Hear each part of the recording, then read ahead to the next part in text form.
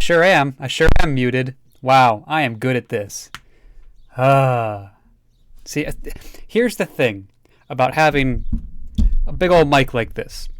I had myself unmuted in OBS, as a professional streamer would do, but physically I was muted through my audio interface. So that's fun. Thank you, Floorman, for the raid. I really appreciate that. I need to pull up a couple of things because I'm not quite ready. But I figured I would go live and say hello to everybody. Thank you to Queen of Insanity 26 for the brand new follow. I appreciate that. Hello. How are you? I don't think you did because my notifier doesn't say that you rated my channel. I'm doing well. It's a good day. It's a little bit warm, but I have some ice cold water, and that's all that we need to get ourselves through the stream. Aha! There the raid happened. There we go. Yeah, there's a little second button you have to actually click to start the raid. Thank you for the raid. Thank you for bringing your folks around. My internet, I think, is doing okay, but there was a bit while I was going live where I just lost internet completely. So we'll just have to see and hope that that doesn't happen while we're actually streaming the game. If you're new to this channel, welcome. Thank you all for being here. I stream turn-based tactical games generally, at least for right now. I'm enjoying XCOM 2, which I've never played before, and other than that, we're playing the Battle for Wesnoth, which is a sort of old, not well-known turn-based tactical game that I've enjoyed for several years, and we're playing our way through the main storyline campaign of that. So stick around, and I'll catch everyone up to speed on that. Yeah. I hope everyone's doing well. It's a time that we live in, and so I appreciate anyone who has decided to hang out with me and spend your evening watching me make terrible mistakes in strategy games, because I am impatient and don't want to play optimally. No, I do try to play optimally, but it's just I get impatient. I want to be aggressive. Turn limits are a thing, people. We just got to keep pushing up against them. That's a mood, yeah. All right. As a quick reminder, I updated my schedule on my Twitch page for the next week or so you should be able to see when I'll be streaming and what I'll be streaming. So that's a neat new feature with the update that Twitch came out with. I am always pushing forward, trying to reach that a Twitch affiliate status, just because I think that'd be a cool thing to do this summer. Hopefully, maybe by the end of June, but probably not. So I'm setting a amorphous goal at the end of the summer, and for that I need 50 total followers, and I currently have 28, so we are over the halfway mark, and I appreciate all of you all for that. God bless America. Ba, ba, ba, ba, ba, ba, ba.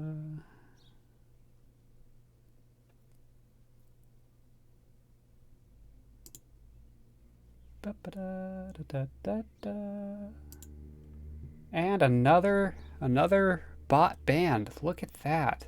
That's really funny because one of those showed up in your stream, in your stream today, Floorman, and I reported it, and I assume you blocked it or banned it from your channel. So that's fun. Love to see that half of my viewers are bots. Yeah.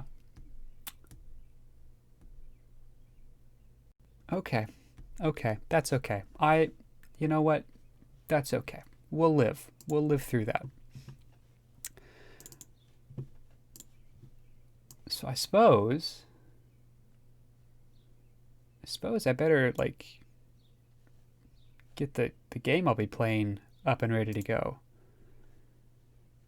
Because a couple of things happened last time, and I don't exactly remember what's going on. So we'll just have to see. Oh, there was one other thing I needed to do. Sorry. One other place I need to notify that I have gone live. Try and draw as many viewers as I can.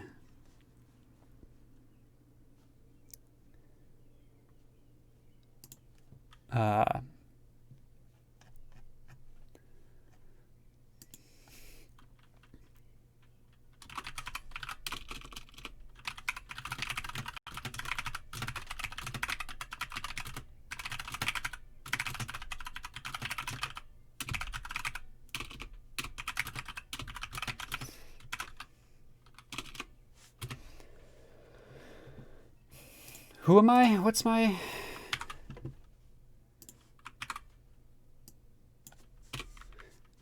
Twitch channel name again?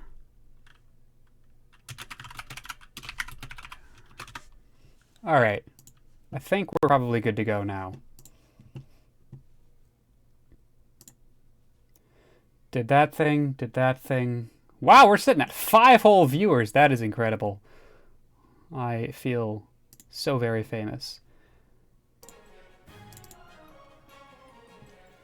If you don't know, you're a human, I think. Yes, Queen of Insanity, I am human. Probably. If you don't know anything about the Battle for Wesnoth, that is okay. It is one of my favorite turn-based tactical games. It's built on a hex grid, as you will see. And your units have a % chance of hitting the enemies, and they have a % chance of hitting you, and you go and fight, and you do damage, and you win. Or you lose. I've been doing a challenge run for the mainline story campaign because I have played this a number of times before.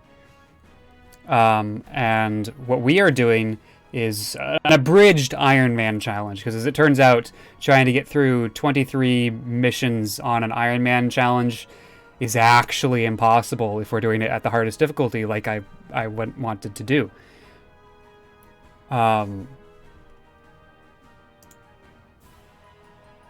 So what we are doing is I don't get to save after every scenario, but I get to save wherever a stream ends.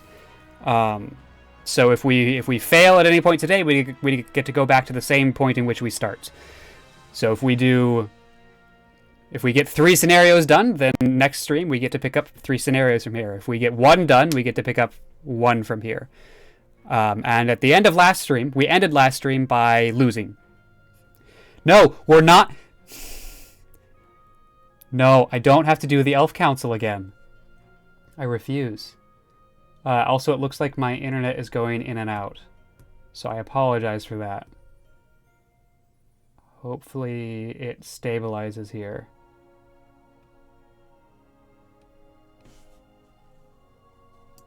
Hang on.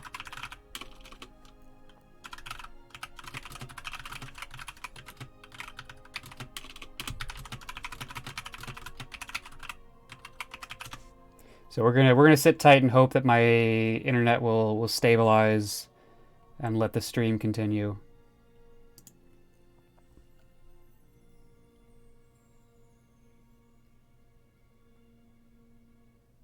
But as is often the case, I am not the only person in this house using the internet, and so it gets kind of messed up occasionally if multiple of us are using or streaming or doing whatever. And I happen to know that at least one other person is streaming video right now.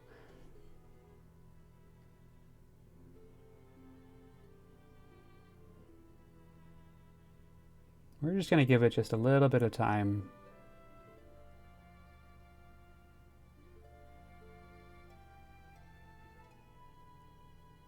It's really funky. So internet is measured partially in bit rate, and that's how much data is getting out. And my bit rate is alternating between 0 and 3,000 kilobits per second. 3,000 is perfect, is amazing, and that's where I want it to be. But so it's strange to me that it is either completely off or perfectly fine. So I'm going to try and just let it do its thing and stabilize. And I don't even know if you can hear me at this point, but I'm hoping that I'm not just yammering to myself right now.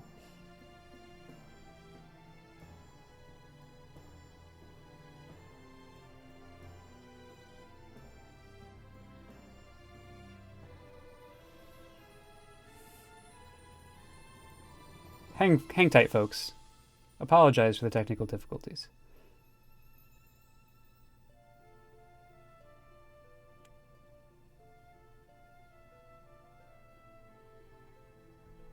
And there it goes again.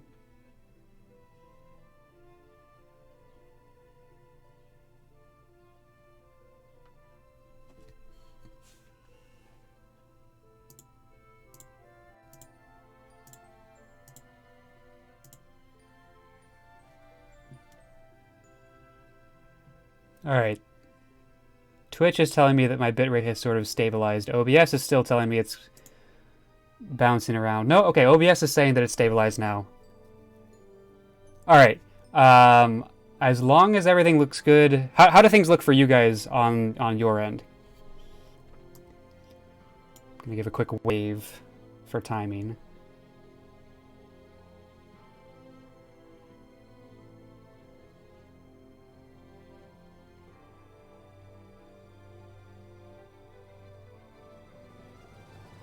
Okay, it looks like you guys are quite a ways behind me at this point. Either that or I just completely missed my wave. So let's give myself one other thing to take a look at. So there's my water bottle. Can I see that in stream yet?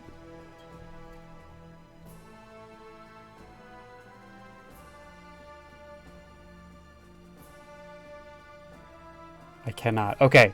So,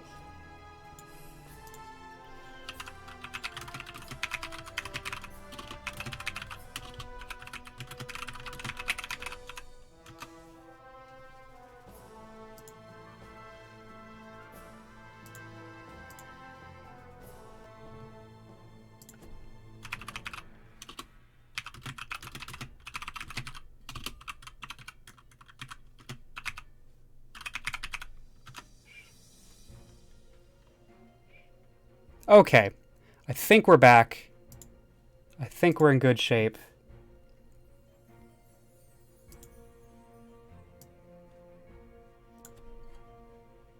And I'll give a quick timing test. Yeah, okay. Yeah, perfect. So, yeah, after the refresh, we're good to go. You guys were like 1.5 to 2 minutes behind me, which is not conducive to me actually interacting with you. So, just had to clear that down, refresh it, and then we should be good to go now. Sorry about that.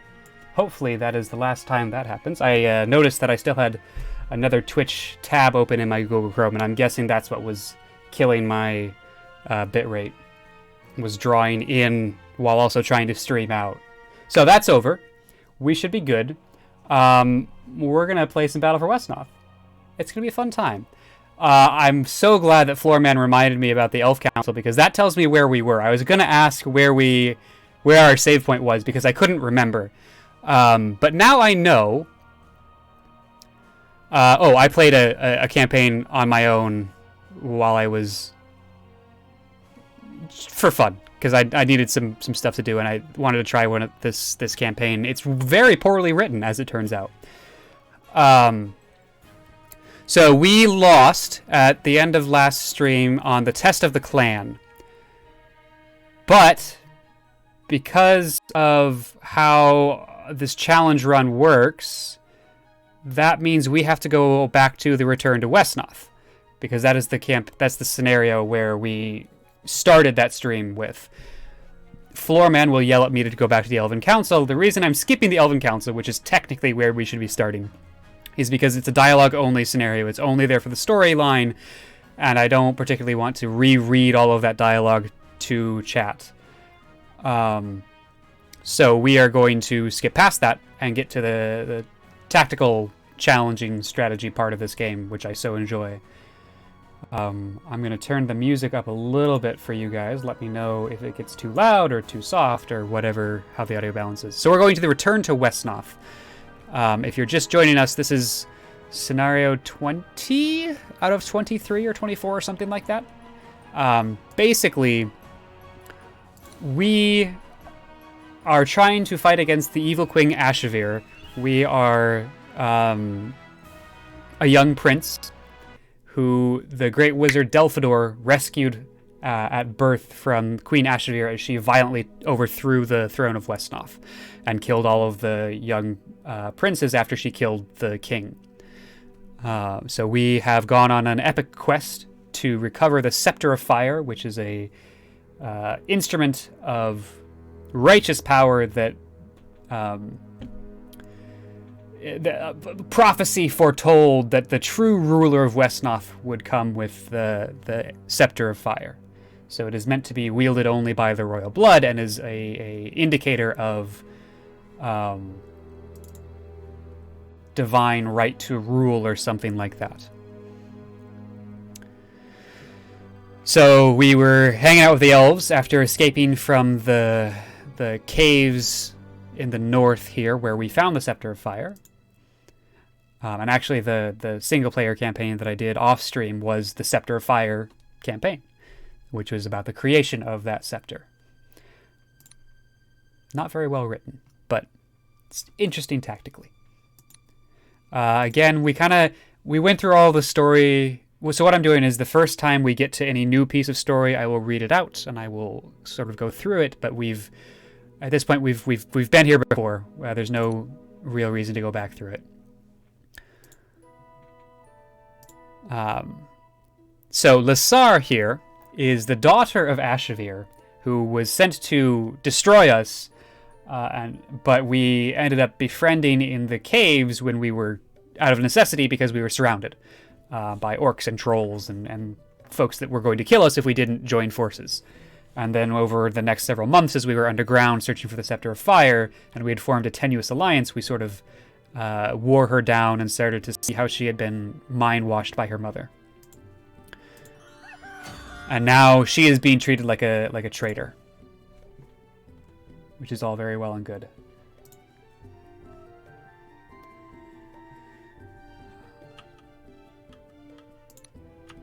Alrighty. We did this scenario successfully before, and what we found was it's pretty easy actually, and we can rush this castle. We have to be very careful to not get overwhelmed the first turn because he's going to recruit a couple of level 3s, but then he doesn't recruit after that. So we need to have units with high damage output to really strike our way through those. He ends up recruiting more guardsmen. And then these guys these two sort of just hold right here. And we can sort of push our way down, and we have enough time to do that. We were able to send an auxiliary strike force through the forest here and cross the river to deal with this enemy while all of the units came up across the bridge. And then we could sort of slowly stream our way down and deal with this problem child at the bottom. So we're going to kind of continue that same strategy. We're going to employ that same strategy as we move forward here.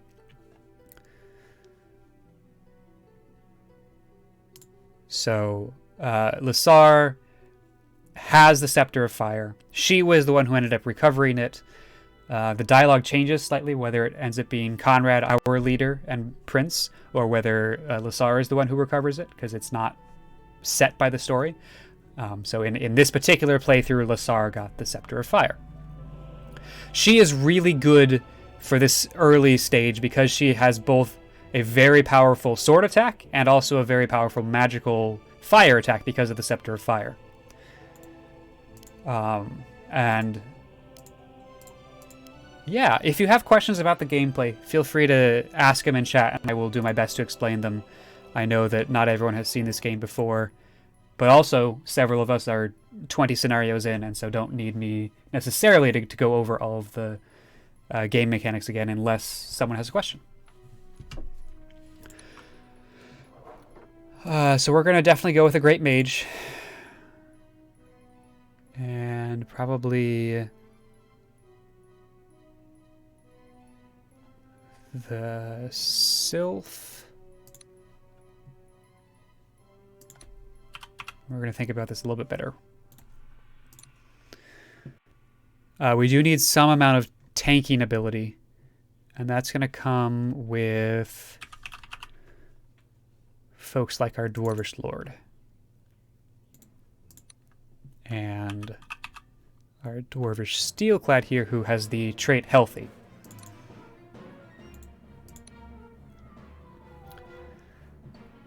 But then beyond that, we do need that, like I was saying, that damage per second output. So a red mage who's close to leveling up, the Sylph. I'm going to go ahead and put the Sylph in the back. No, gosh darn it. Red mage. Great mage. Sylph. And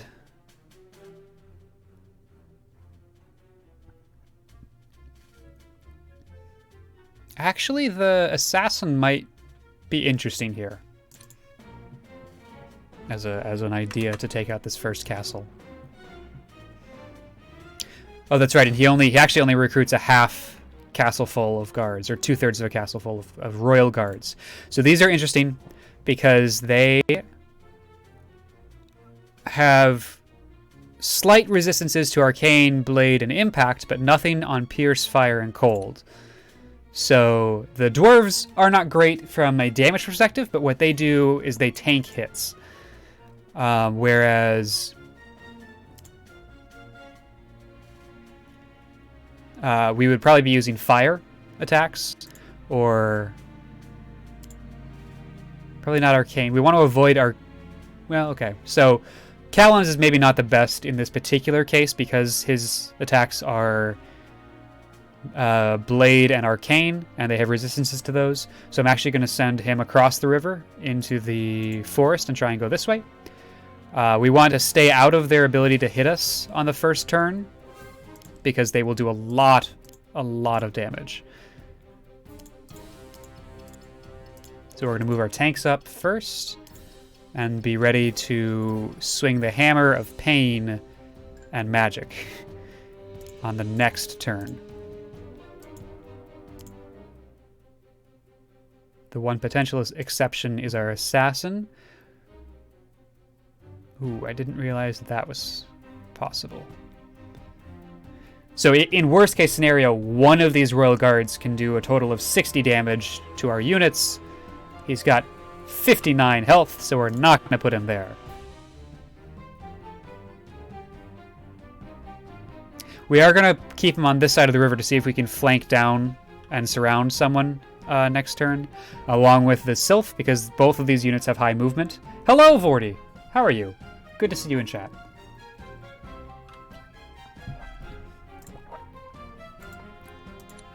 And in the meantime...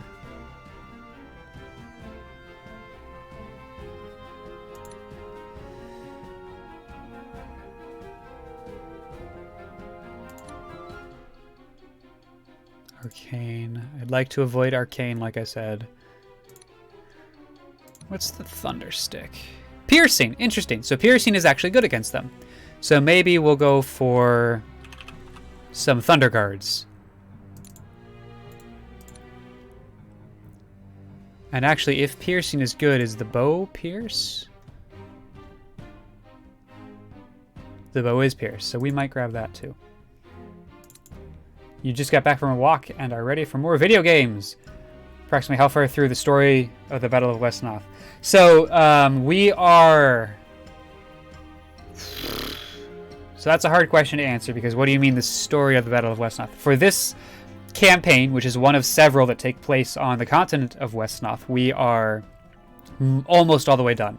We're approximately 20 out of 23 scenarios. We just started this scenario, but we are getting close to the end of this campaign. So hopefully that helps orient you a little bit.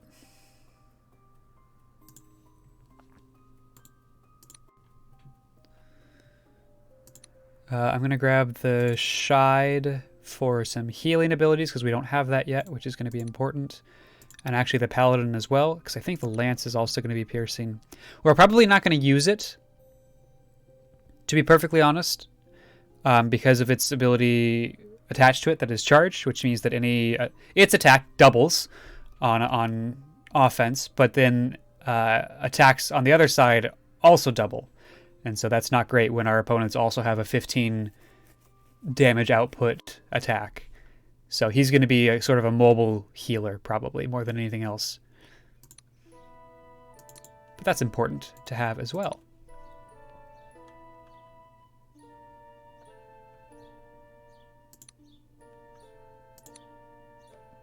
We'll go ahead and grab the Druid for some more healing.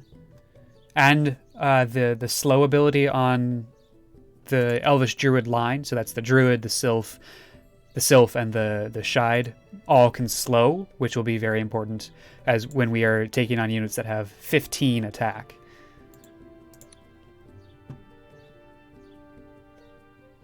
I found it kind of awkward in the last run through of this scenario to be using Gwimli. There just wasn't a good spot for him.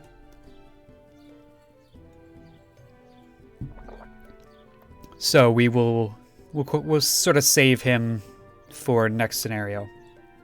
And instead, maybe we'll grab the Marksman and the Champion. So this turn we'll grab the Marksman and next turn the Champion. We can probably do one more turn of recruiting before we no longer have the gold. And the upkeep gold is really going to kill us. Early in the day, you got a bug bite on your finger, and now your finger's mega swole.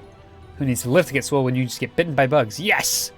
That is the way to do it in Iowa in the summer, if I've ever seen it. All right, this is interesting. So this happened last time, and I'm not really sure why, but these two Royal Guardsmen went south.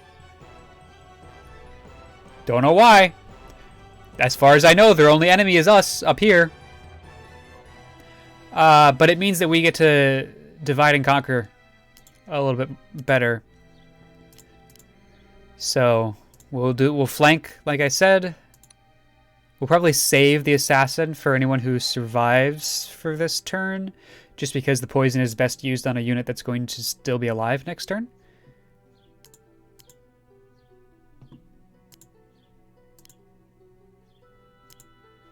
And I'm just trying to see what options are available to me. All right, we'll start by also making sure that we can't get screwed over by Josephus as this ends. So we'll probably end up screening with our Elvish Lord here. Yeah.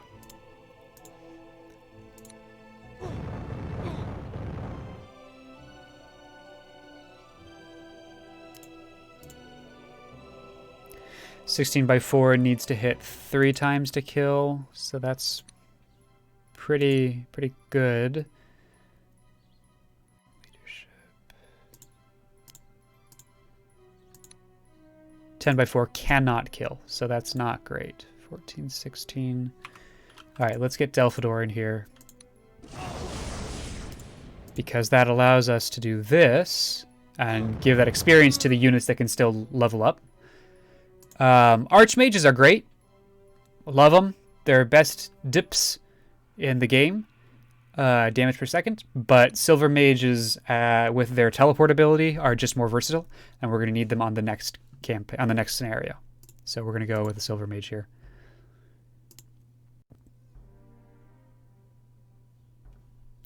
This is actually really interesting. We might be able to do this without using Lassar. And the reason I say that's interesting is because of one of her abilities in Initiative, which changes how combat works on defense. So our units get to hit first if they are attacked, whereas normally the attacker always strikes first. But it only works, so her ability gives that to any adjacent friendly units, and I would like that to happen on our Dwarvish Lord if possible. So we're going to try and allow that to happen.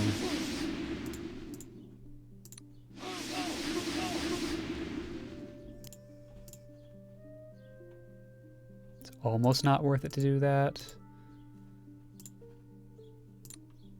Yeah, let's do that.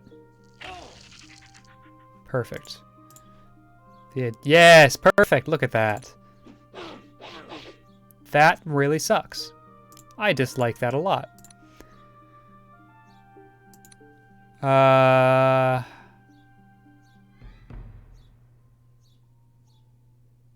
Alright, fine.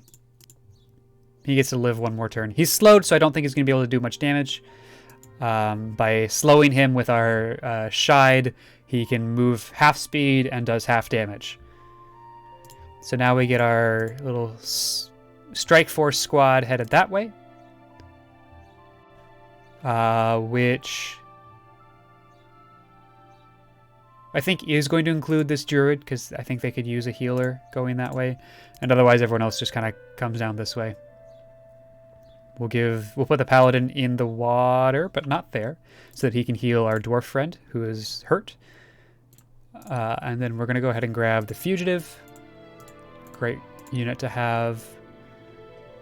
As well as the Champion. I'm going to save the Griffin Master for next scenario, where he'll be more useful.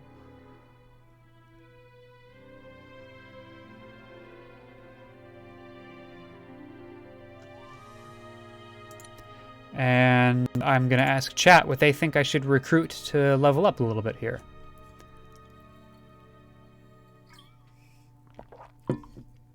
I'm thinking Horsemen in preparation for the next scenario. We could probably use some more Horsemen.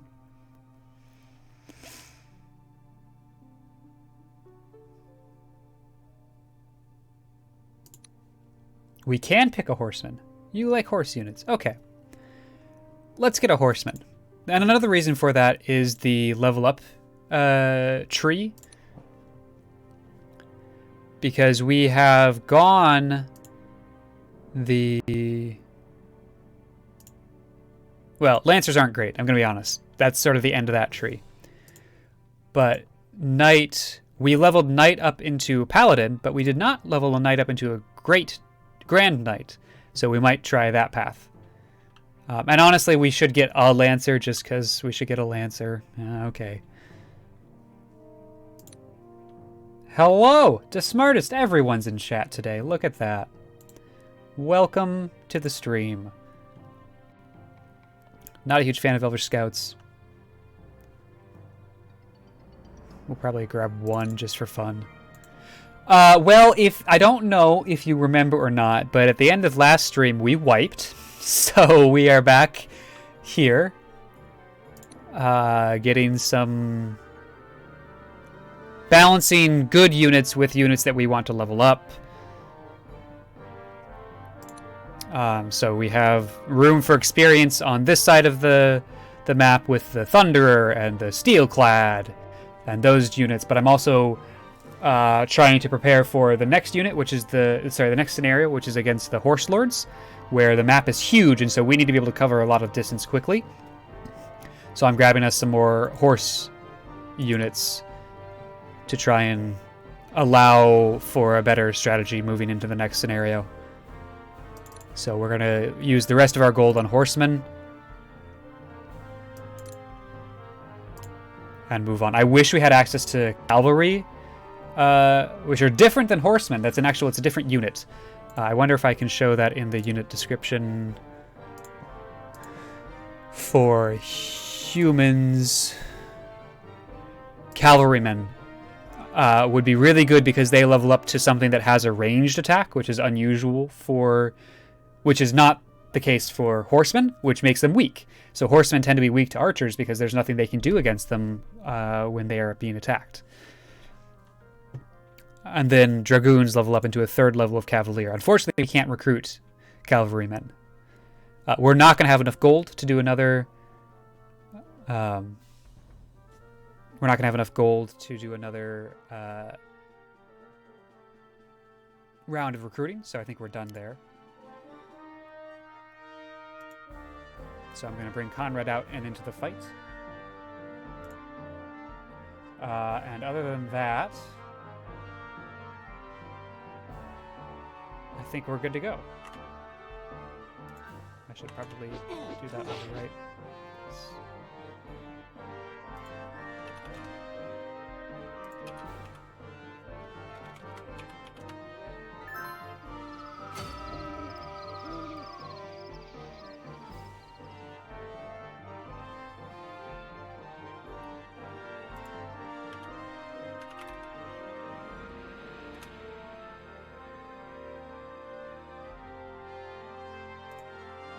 Okay. Ah, that's what that was. Sorry, I got a notification.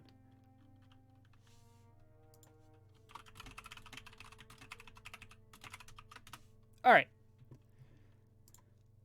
That ended up pretty well here. We should be able to give this experience to someone who needs it. And in fact, let's go ahead and give that to a horse person. And let's check traits here. So resilient and quick, strong and intelligent, quick and resilient. Strong and intelligent is sort of the best here. And unfortunately, it's the only one that can't make it without making us move some units around. So let's move some units around. Intelligent means that he can level up much faster, so we'll put him on the Grand Knight path. And strong makes his melee attacks better.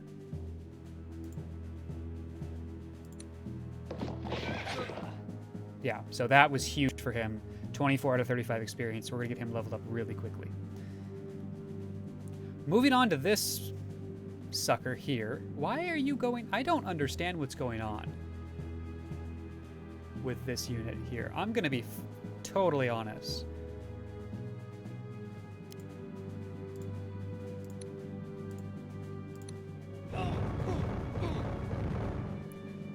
That was pretty good. Let's see who is able to take the kill on this. Not many.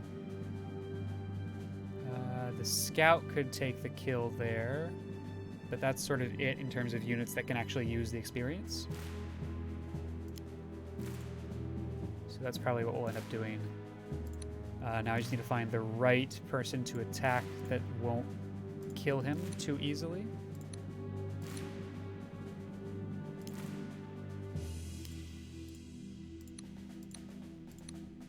Yeah, we use the Gossamer thread. Are the orcs and humans allies? I thought they were.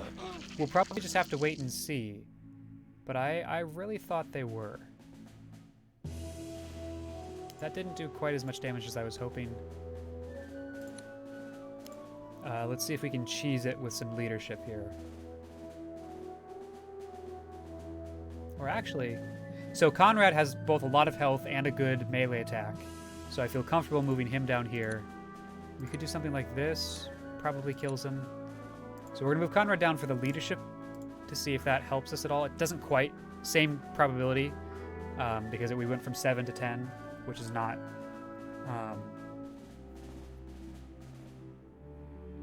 Did I mention Horse Lords? So you mean to tell me that the next encounter is the encounter of the good boys? I guess, yeah. If you are a fan of the Horse Boys, they are coming up. They're kind of pretentious assholes, but yes.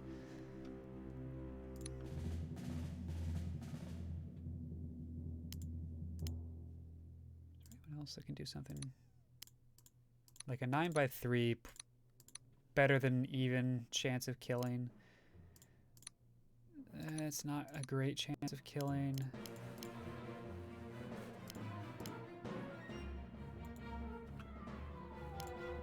I could like bop him with the staff, but that seems kind of dumb.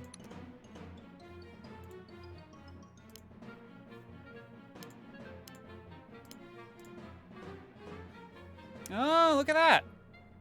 Okay, so if we do... Oops. If we do this, that might work. Well, I don't care about the people riding them, I just care about the horses. My war philosophy is that the more cute animals you have, the more likely you are to win in my heart. That seems pretty good.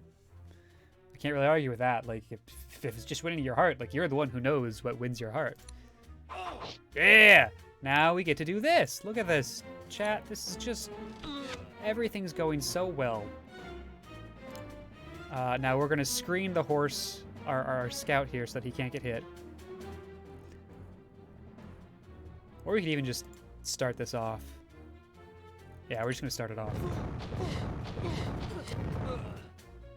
Ha! I didn't mean to kill him, but... These intruders are stronger than we expected. Call in the reinforcements. The Queen has sent us to aid you in capturing these rebels. We have changed the plan. Now we are killing them. Horses? Cute. Horses are terrifying monsters. Oh, chat is... Things are getting contentious in chat. I'll tell you what. I'm going to send the elves through the forest because that just makes sense. Since we killed him, which I didn't mean to do, we're going to start just collecting houses. And otherwise we want to try and hold here. Excuse me. We want to hold here for the night. It's a natural choke point while we gather our resources.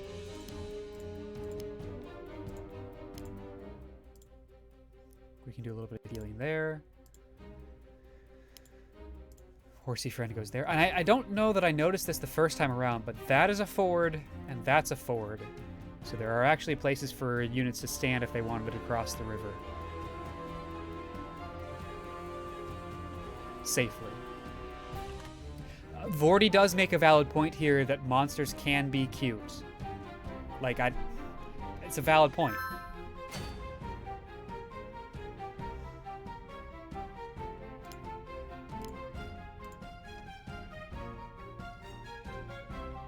Alright, so the whole point about this little section of assault is that it's supposed to be mostly unseen. I wish I had more rangers to send through the forest in this case because of the ambush ability, so he's invisible to our enemies, everyone else is visible. The reason I sent our fugitive to the house is because he has an ability called concealment that allows him to be invisible if he's on a village. So that will sort of encourage further recruits to not go this way because there won't be many units on this side of the forest. I'm sorry, this side of the river.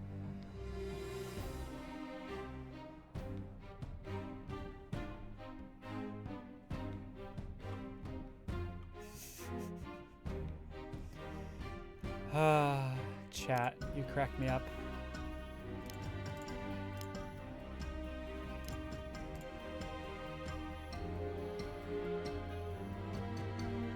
We also want to maybe do economy a little bit better this time around.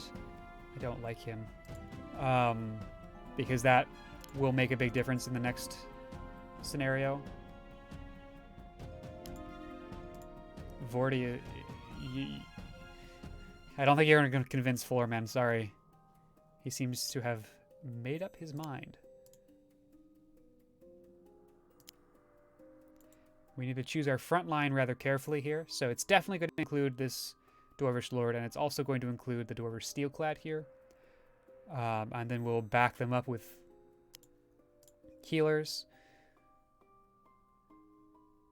Probably this champion will also be in the front line. And maybe Conrad? He's got the flaming sword, which is pretty important. If we're comfortable with Conrad in the front line, then we should probably also put Lassar in the front. Oh, she doesn't have quite as much health. That's one of the big differences between the two of them. She's only got a max of 62 to his 71, but her attacks are much better. The smartest is going to argue that cute and terrifying are mutually exclusive. He says that terror and dopamine do not mix. I'm going to have to disagree with you on that one. Have you ever met a rock climber? Or a skydiver? Although I suppose that's more adrenaline than terror. Like, what's the difference? I don't know.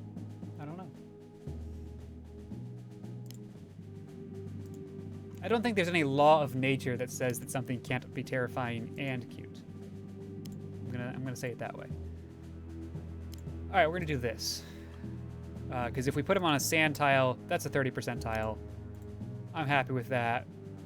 We have comparable hit points, and my sword is just as good as his sword, but magical, so there's always a 70% chance to hit. Vordy. I disagree. If I saw a bear bonk its head against a tree, I'd laugh and think it was adorable and then get the fuck away, because it's a bear. I can't fault that logic, chat. I don't know what to tell you.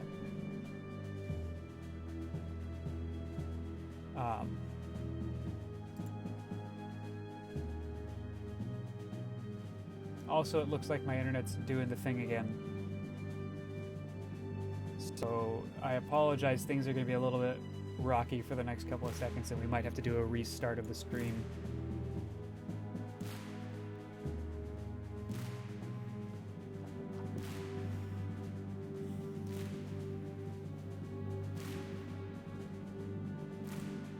Adrenaline and dopamine are different hormones. Yep, that's true. That's true. You're not wrong about that. Why do internet be like this? Why? Why do internet be like this?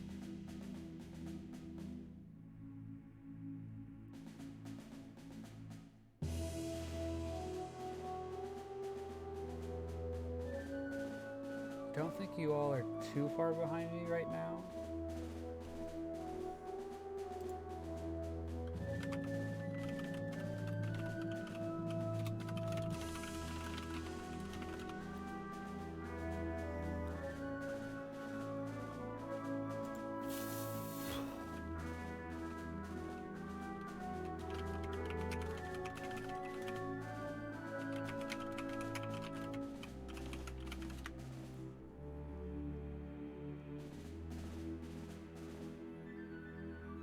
Sorry about all these technical difficulties, folks.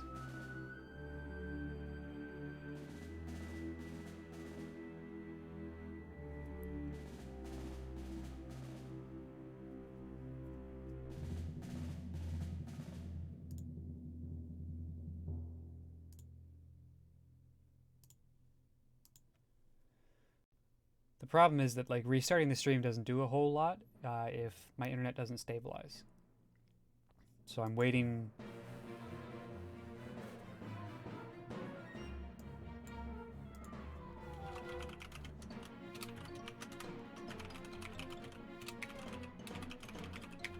So I'm waiting for it to stabilize somewhere. Then I'm gonna see how far behind chat is from the stream and probably restart to let you guys catch up.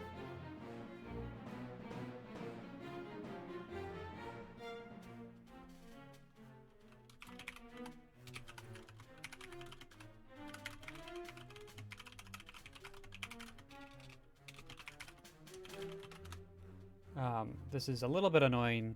There's not a whole lot I can do about it, given my current setup and where I am.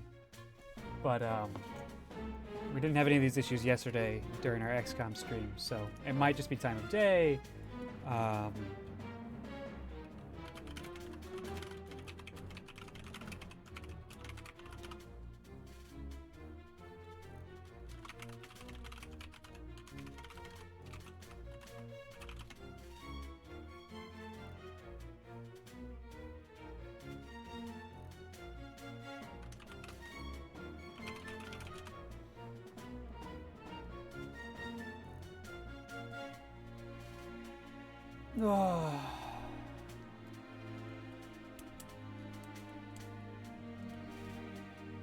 Yeah, so like I said, I'm just going to let this run out for the next little bit until it stabilizes, and then I'll restart the stream.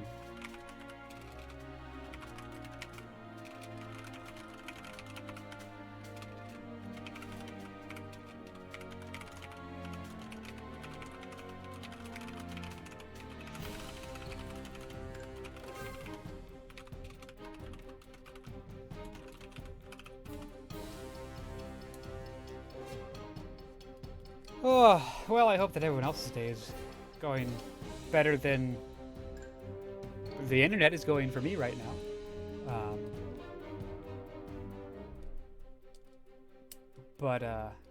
Yeah, we'll get there, and it's gonna be fine, and I'm not too upset about it.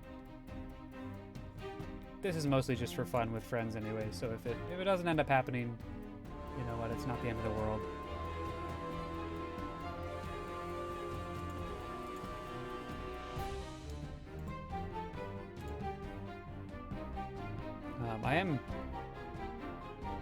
I do find it rather curious that either my ability to send out data is perfectly fine at 100%, or there's absolutely nothing. And there's no in between, and so that averages out to be sort of bad. Whereas I've seen a lot of cases where my bitrate goes down and drops off, and that causes the stream to lag and buffer, but it's never been this like extremes before.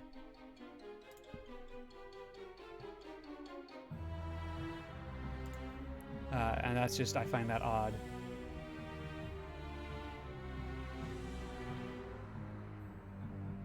OBS is trying so hard to catch up and send extra frames out. I can see it happening.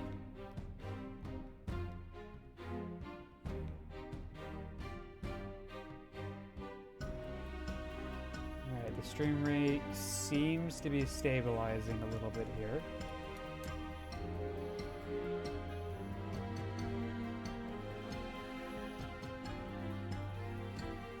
We've gone for a little bit now, pretty okay.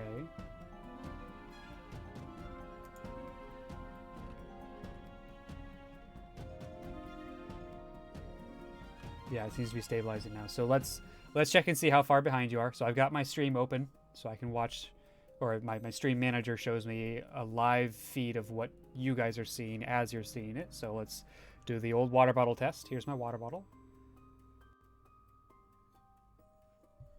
5, 6, 7, 8, 9, 10, 12,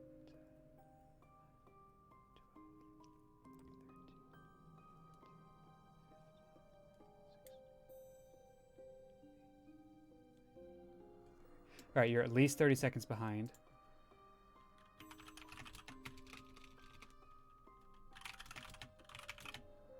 So I'm going to go ahead and restart. None of you are going to see this, or none of you are going to hear this, but I'm going to tell that in chat.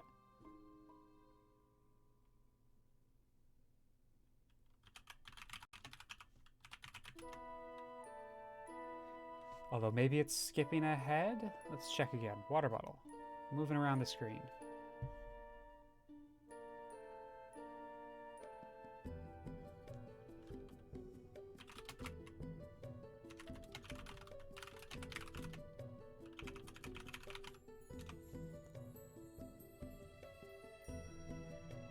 Yeah, okay, so it is skipping forward.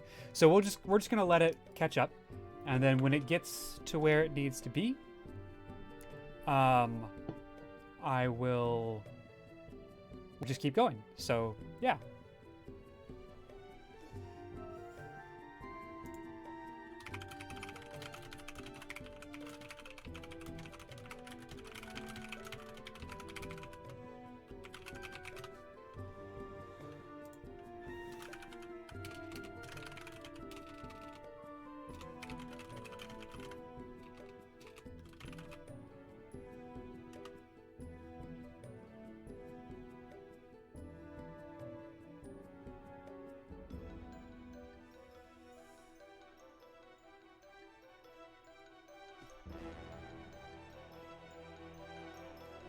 So it's still a bit behind.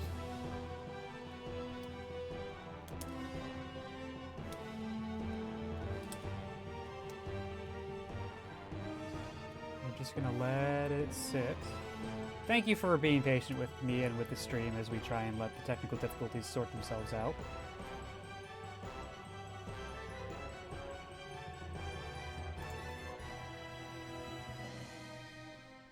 Because my bitrate is now...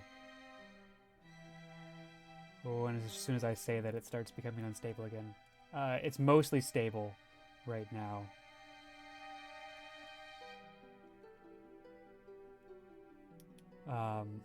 But you're definitely about a minute behind.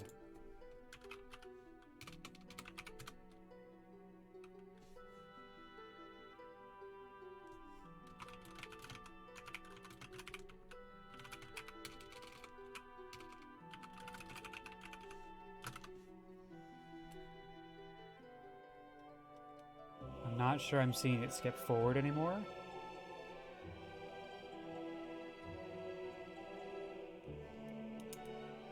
So we might restart and let you guys catch up to me.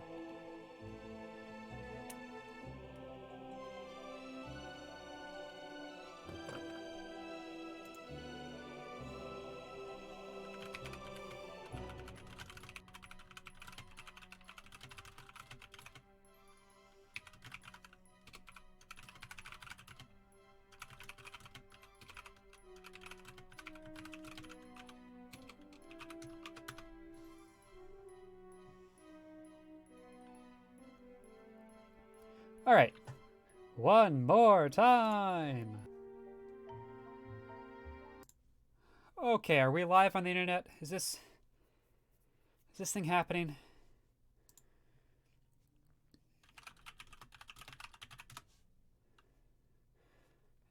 Are we here? Chat, are you still here?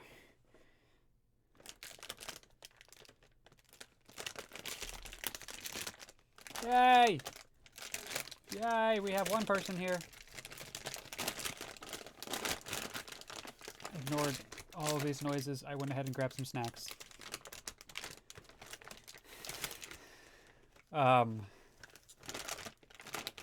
Yeah.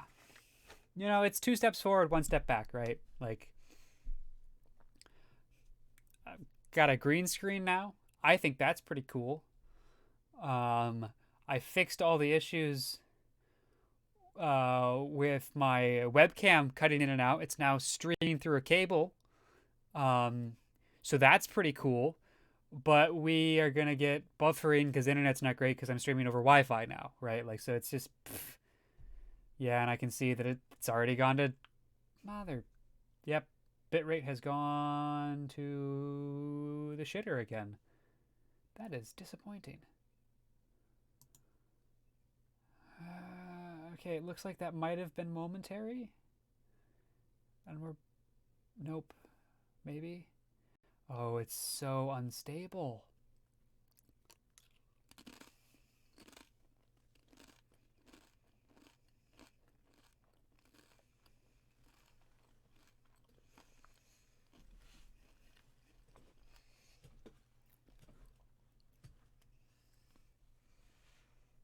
All right.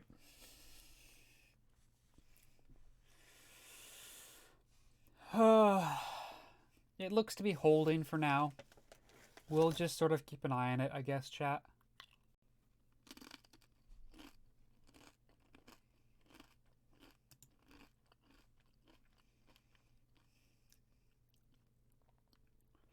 Although you're already like 20 seconds behind.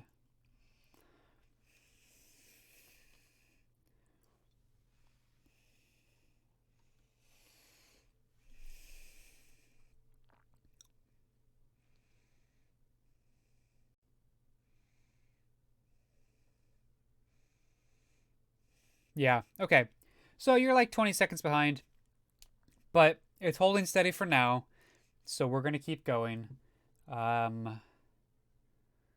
am just going to check to see if there are things that I have kept open that I do not need open so that I can close them. And it looks like there are a couple that I can close. What do you want? I'll close that as well. Close that. Close that.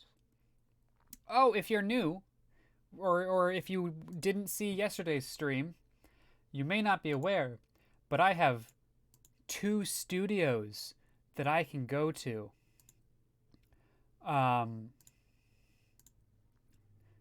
So we can be here, which I think is my favorite default studio, or we can be here. Look at that. I'm a professional, ladies and gentlemen. Hello, Vorty. Welcome back.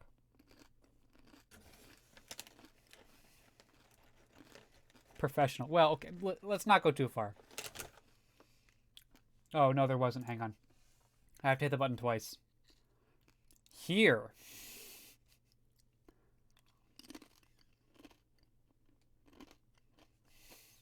Definitely not a professional. Clearly, I am not a professional streamer.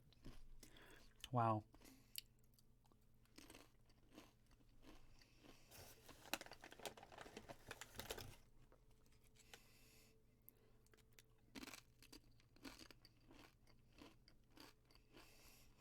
Grab snacks. Such a good plan. I did that. I've got chips that I'm with. So we're going to take this stream kind of slow, and maybe we'll go long tonight. Let's see how I'm feeling.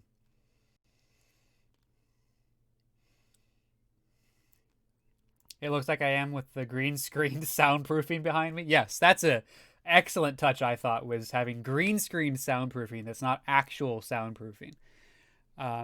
Although if you could see my setup, it's pretty, like, the sound is damp. Let me just put it that way.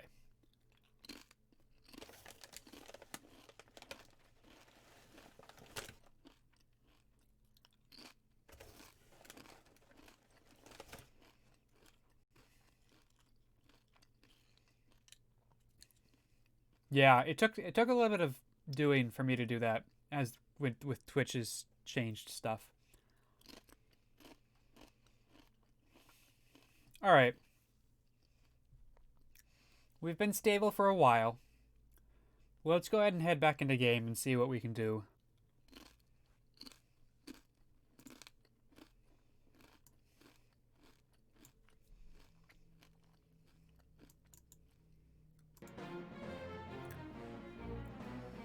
We've been looking for the specs for your monk cleric D&D character.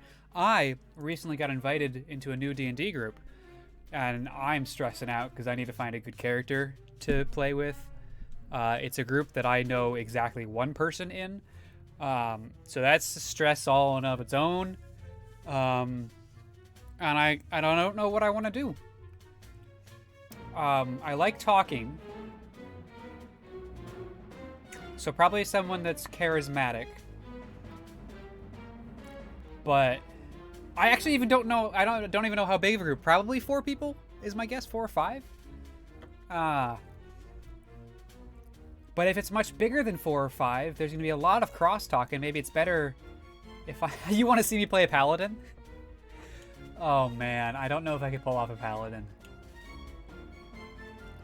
I was gonna say warlock because I really like that sort of the ability to be a good charismatic player but not be constrained to the stereotypes of a bard or need to be musically inclined, that you sort of, you don't necessarily need to, but it's sort of you generally, it's better if if you are able to be musically inclined or think musically to be a bard, and I'm not great at that, but I'm good at telling stories, so you know, all sorts of things with that. But I was thinking, but I've done warlock before, so it's like, do I want to do that again? Do I want to do something new? Although the warlock I played, I didn't get a chance to let his character and backstory go through because that campaign died in a terrible amount of interpersonal drama.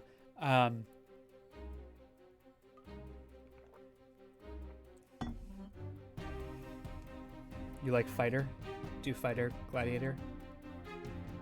Someone who isn't a bardy bard? Yeah, but the other thing is that I've done that a number of times too. I've had several bards that are Bard College of Swords or College of Satire that I have really enjoyed, but yeah, I've done it. So it's trying to find a new thing.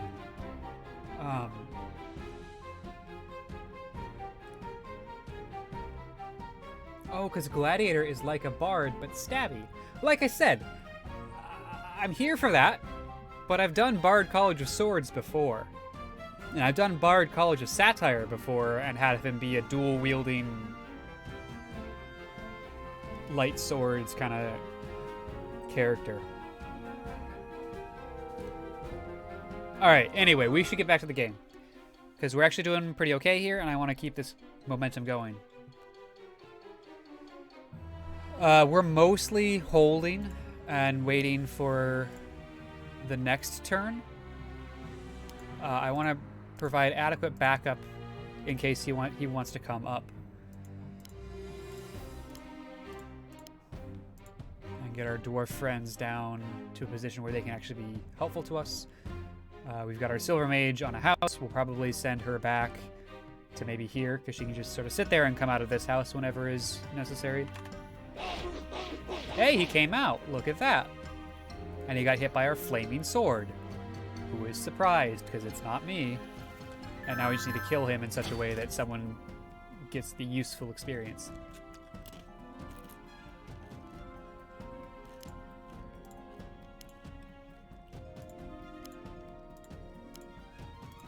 I want to punch forward over here, but behind our invisible folk. In terms of getting this experience, I might just want to give it to our horseman and start getting that seriously leveled up. Luckily, with the movement of folks right now and how I intend to screen things, I feel comfortable doing this. 8x5 needs to hit every single time to kill him, which is not very likely, so this is a good way to get a bunch of damage on him without actually killing him. Welcome back, Floorman. You missed a rousing conversation about Dungeons and Dragons. This should be wonderful. Now, we wanted to go the knight path to get to Grand Knight with the unit that has intelligence, so he can level up more easily. With the other horseman, we'll probably send him to Lancer. But you are going to be a knight. Did we have 3? We do have 3, so we'll send one. They're both quick and resilient, so they have no difference in stats. So one of them will go to Lancer, one of them will keep moving up. You like the little wings on his helmet as a Grand Knight? Yeah, actually. Well, this is just a knight. Still has the wings on his helmet. The Grand Knight has bigger wings, certainly, and they are gold. I wonder if the Paladin does. And the Paladin also has wings, but they are silver. That had not noticed before. The Horseman, of course, does not, because he's just a sort of low-level army trooper.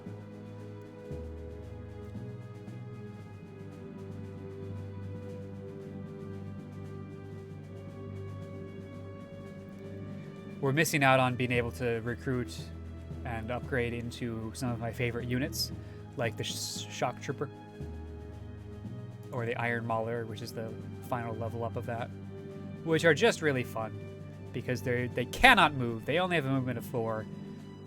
They don't have a huge amount of hit points, but they've got a lot of blade resistance, and they're just big dumb tanks. They're not even the best at tanks. It's just when I think of a tank, that's what I think of, even though they're not necessarily the best iteration of that. Yeah, so now we've used Zone of Control to our advantage. They can't advance past that, which leaves our Sylph in safety. Plus, during their daytime, their attack is like 30 by 2. Yeah, which is just ridiculous.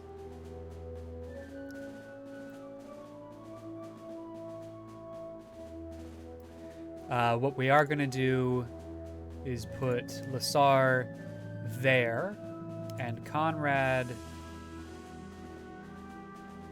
can go... Conrad needs to heal,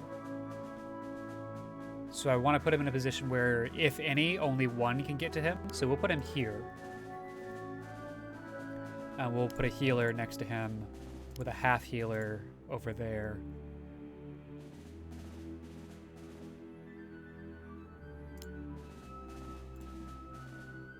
Looking at this, just want to make sure that we're not getting too close.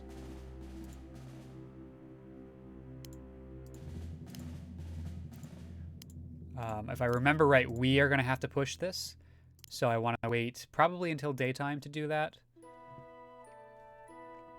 Because of the orcs that are composed, or even dawn. Pushing maybe at the end of second watch into dawn would be probably good, because we have a lot more neutral units than they do.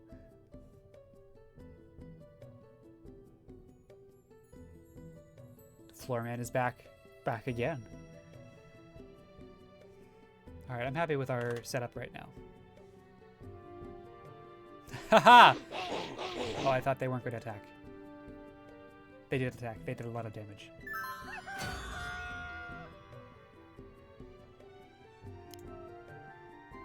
We'll just cover there in case that becomes a thing, which it probably will, honestly. Oh, that was second watch. Hey, Conrad, buddy old pal, get the fuck back. But first we want to try and leverage your leadership ability, I think. Maybe we're okay not leveraging that. Most of the units around here are Actually, we could leverage that. 37 by 2. That seems great. Now, get back. But as you do so, bring someone up. Thunderer, go boom. Thunderer could have gone boom there. But I know that the Grand Knight... No, I guess I don't know that there's a whole... I don't know if there's a reason for me to have done that. Knight, Grand Knight... Because Grand Knight is the last... It's the final level, so there's nothing that moves past that. So there's no reason to preferentially give experience to the Knight here.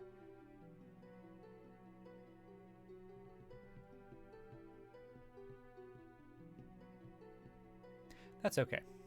We'll get there.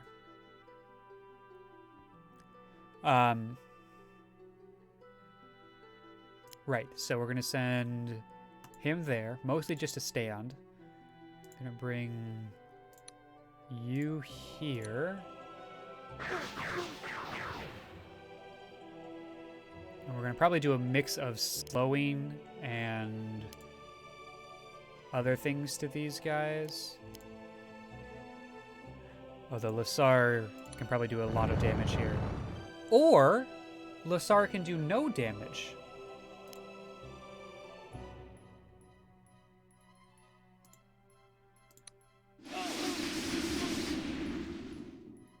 So we're definitely going to need to slow him. The dwarf is 30% no matter where he stands, so I'm going to put him in the sand. What kind of beats? Oh, these are the bad beats. These are the bad beats on this stream. We don't do... That's all we do here.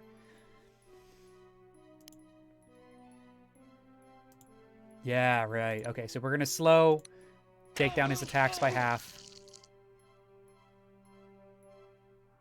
This is only a level 2 as opposed to a level 3, so it's less of a concern. We've got level 3s surrounding him. The issue would be if both of them ganged up on Callans. That could be a game over. But as it stands, this isn't necessarily terrible. That might kill, actually, now that I'm looking at that, when you hit 3 out of 5 times. Lasar was just reminding you. Yeah. Thank you, Lasar. I appreciate that. I don't think we're going to wipe. Not here. Not now. Not today!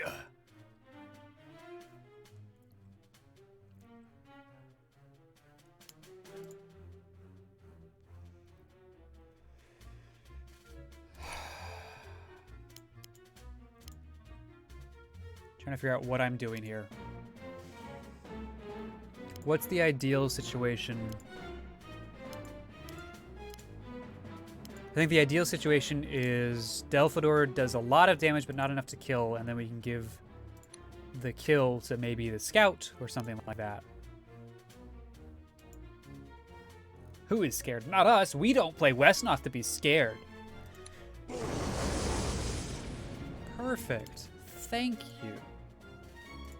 No. Where's my leadership? All right.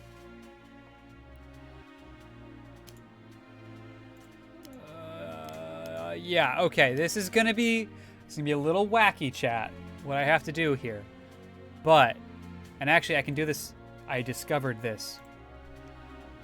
I can go into planning mode. What we're going to do is going to send Conrad here. Then the scout's going to go over here and take the kill. And that's going to be at a 10-2 bow as opposed to the 7-2, so we only need to hit once. So that's step 3. Then we make sure we've got a healer by Conrad after that's done, so that he gets to stay alive, which, you know, kind of important.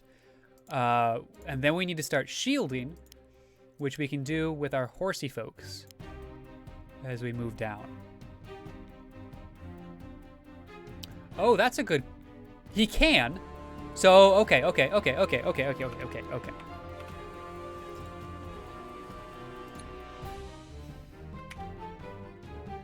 Yes, so after we attack, then we move back 1, heal, shield, and we're good.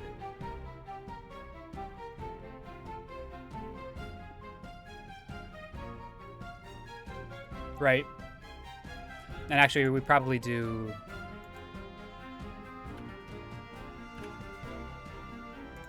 So we put you there, and we put you here.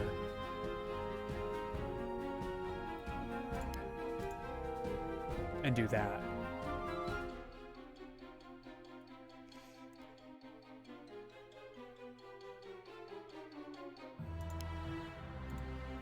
How does that sequence of moves sound to chat?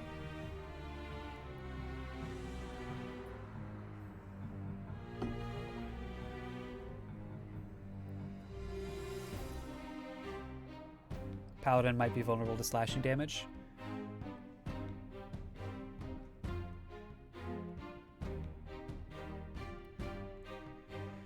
Well, let's find Paladin on this list. No, he's not. He gets reduced damage. So it's a 9/3, and he's got like 70 hit points. It's a good thing to check. Good thing to check. Okay. So then let's do this. So we're going to go...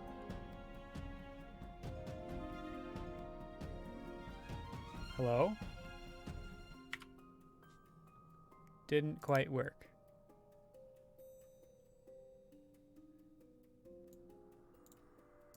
Alright, we know what the plan is. Undo that.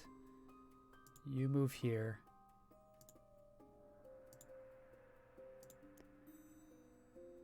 You do that. That's perfect. That's exactly what we wanted to happen there.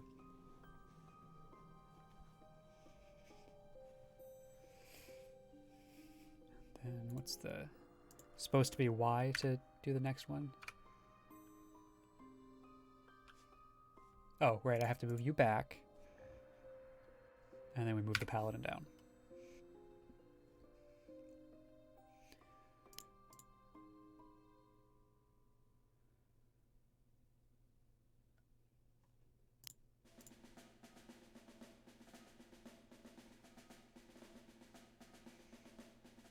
Stream's lagging again. Oh, God.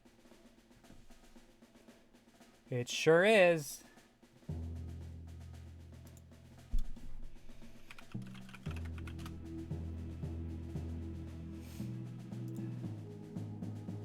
Again, this is a weird issue because if it was just that I was trying to stream data faster than my internet could handle it, I can just adjust the bitrate that I stream out data at. But that's not the problem. The problem is that my internet is cutting out and then coming back at full strength.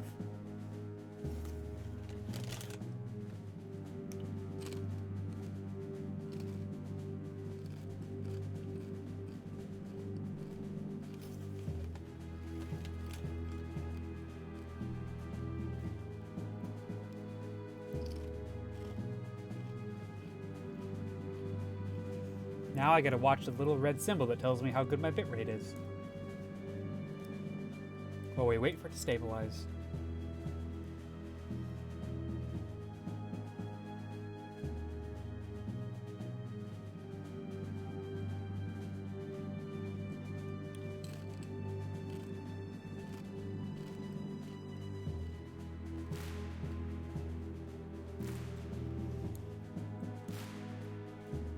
It seems to mostly be okay. It's unstable, but it's sending out more data than is necessary, so it's probably trying to catch up on frames right now.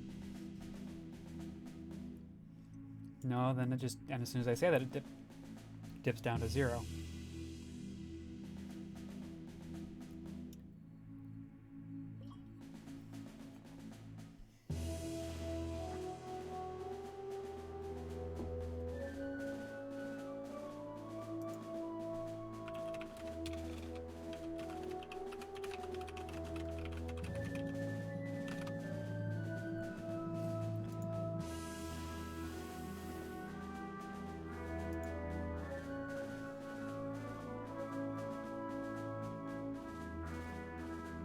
Alright, it seems to have stabilized for the most part. Although it's still kind of bouncing back and forth.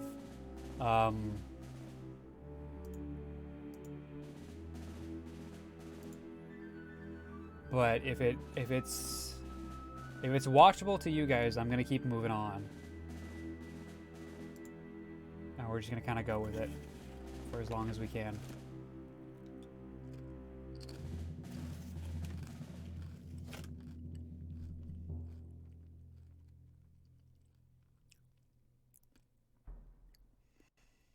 Chad, I'm gonna need some input from you on this.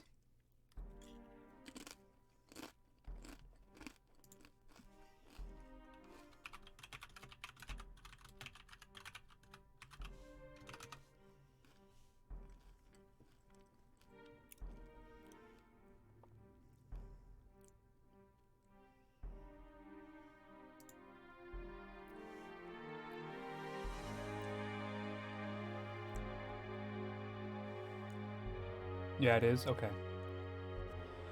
Well, then what I'm going to do is keep going. You guys are likely going to be a little bit further behind than you normally would be. But not a whole lot I can do about that right now. And I don't know that there will be anything I can do about that until I move again. So we're just going to kind of be stuck here. So I'm going to keep going, and I'm going to talk through my actions and what I'm doing, and maybe this is an episode that's best caught on the YouTube VOD, where everything will be sort of seamless, because it's being recorded locally, and then I'm uploading that local recording to YouTube, so that'll be at the highest quality, and stuff like that. So this is a good time for me to plug my YouTube channel, which you can find a link to in the About Me section of Twitch. I'm not sure. Either way. I will interact with chat as much as I possibly can, so please keep chatting away. I will be reading and responding to that. Just know that it might take me a little bit longer than it normally does to see you guys. Okay. Moving forward.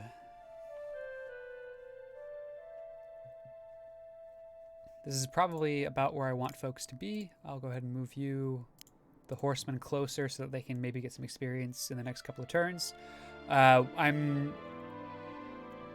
One of the only concerns I have here with this grouping, well, okay, there are maybe, yeah, no, there's only really one that I have, and that is if the crossbowmen and the fencer both go for our great mage, that could be problematic. Or potentially the worst thing that could happen is if the crossbowmen and the fencer both go for our knight. Because now it's 2 level 2s against 1 level 2, or maybe even, let's say it's the crossbowmen and the guard. That could be pretty nasty. I think that it wouldn't make a whole lot of sense for the guard to do that. Although turn order is such that I think the crossbowman gets to act first, and in that case, the crossbowman's best attack is going to be on the knight. And so if that goes poorly for me, then I could definitely see the guard coming in and finishing up our knight. And that could be unfortunate, but I don't know that there's anything I can do to change that unless I move the Thunderer down 1 spot, which is not the end of the world because the Thunderer is already on a 30% defense square, right? So he doesn't lose any defense by dropping down. What he loses is positioning. And by that I mean where he is right now, he can be attacked by a maximum of 1 character, and that is the crossbowman. If we move him down, suddenly he can be attacked by 3. So I don't think that's what I'm going to do. I think we just have to leave it alone and kind of hope for the best there. As far as I've seen chats come in, and I have been trying to figure out how to talk through my thought process here, so I haven't been responding to that. But planning mode is cool. I have not used it very well. I want to get better at that. It feels like 5-dimensional chess mode. Yeah, kind of it does.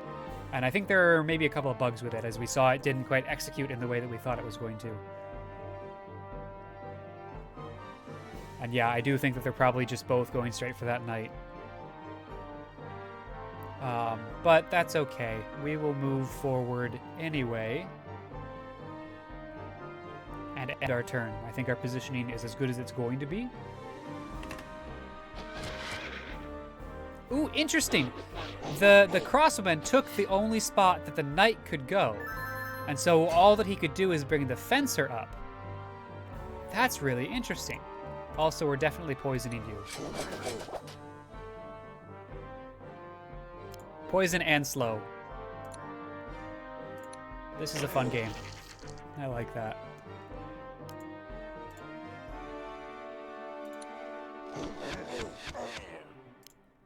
Bring you down.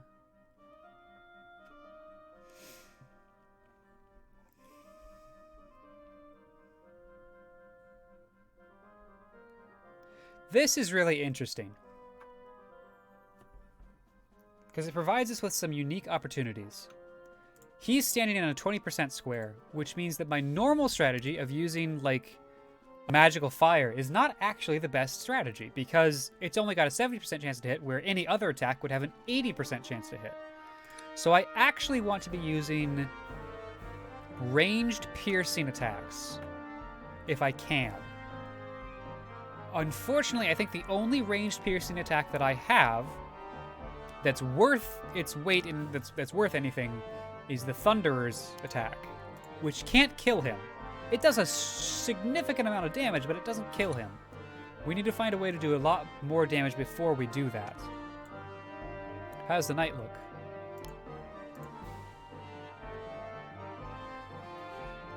I mean, it's not great. Like, because the knight would have to stand on sand, that's a bad spot for him to charge with. Definitely he can do a lot of damage, but he's going to die if he does that. I'm thinking instead... I'm thinking instead of using the knight on the crossbowman, where we can keep our 40% defense and actually do a significant amount of damage, do a lot of damage back to us. As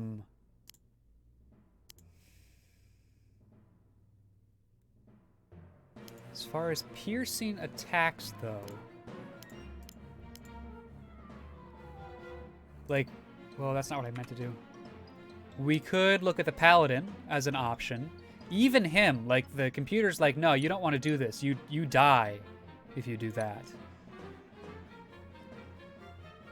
Would leadership allow him to kill in one?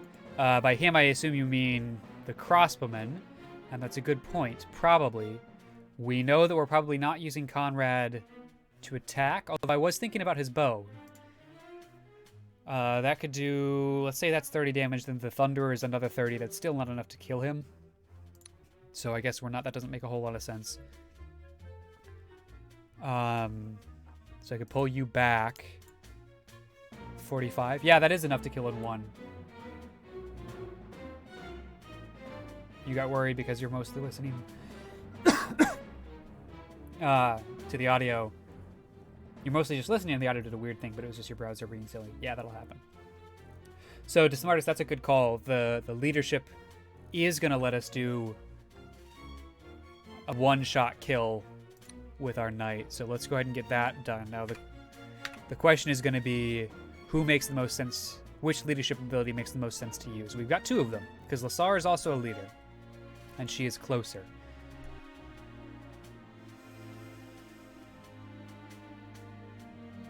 I don't know that it makes a difference. And I think that Conrad is not going to be fighting this round because of his low health. So what I'm going to do is move the Elvish Champion forward, where he's probably going to be used more. Conrad in here, and then we'll kill with the Lancer. Also, there are a couple of, like, with planning mode, it's great and all, but because we don't know exactly how fights are going to end up, there's only so far in advance you really can plan before you need to be able to change your plans on the fly. Now we want to get rid of this duelist, And I think I'm going to use the Great Mage to do that. Because sure, the crossbow's great, but he's only got one shot with it.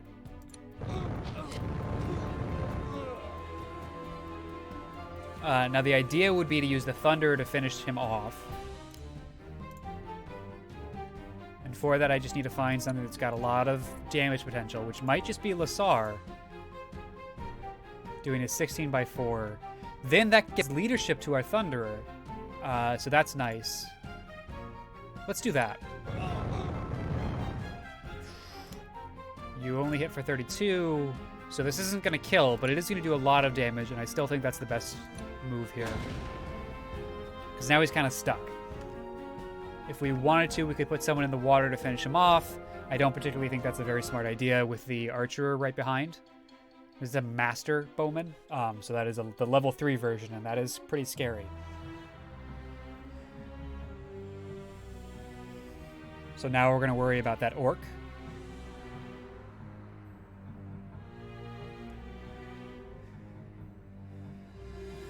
And try and guide that experience to someone who can use it. Like, honestly, this might be enough right here. We need it 2 out of 3 times, which is pretty reasonable.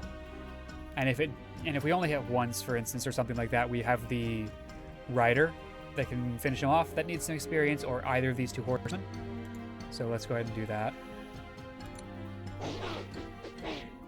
Yeah, so I didn't expect that, but I did not expect it.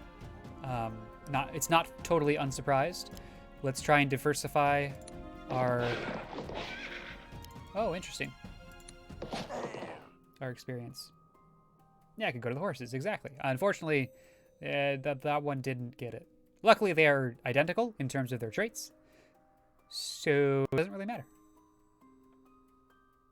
Did that bump the dwarf up a threshold for XP?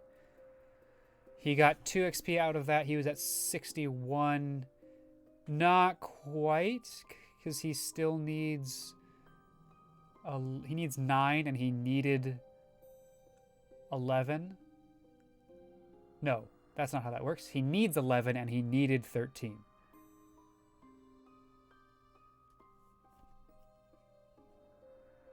Yeah, so it didn't bump him up. Every bit of experience helps.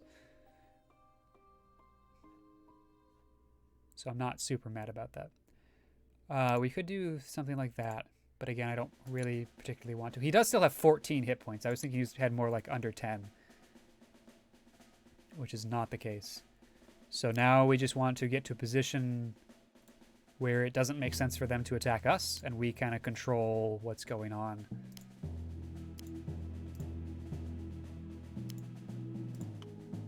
One way of doing that would just be to charge him. It's almost... That almost makes sense. The problem is with the crossbowmen being right there. Having 2-on-1 is not... Or 2-on-2 is not great. Not good enough for me. So if we were going to do that, it would be...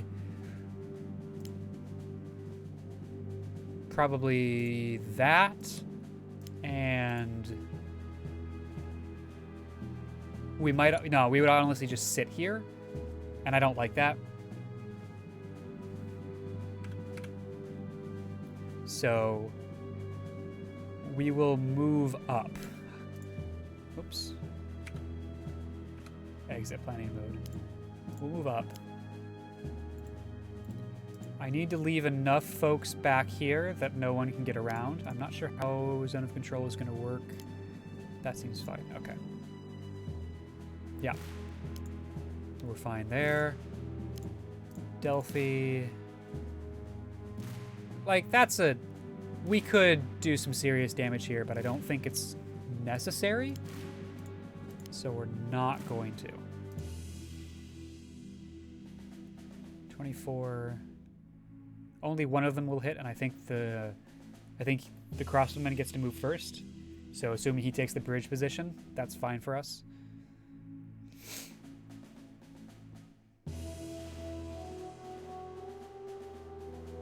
I need you to heal again, though, is the problem.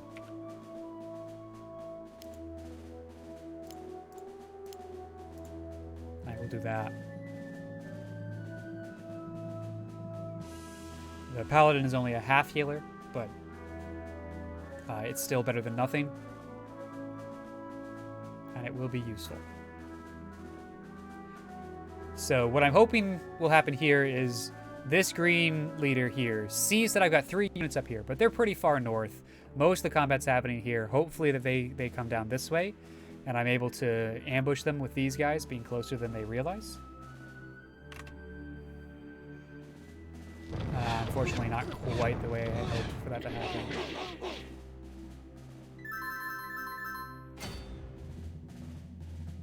And he moved all the way over there, which doesn't make a whole lot of sense to me.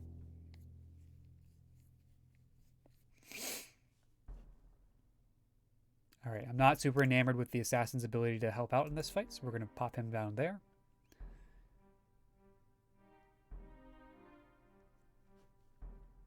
Vordy, I don't know anything about Stardew Valley, so I don't know if that's good or if that's bad. I know what fiberglass rods are in life, but that's about it.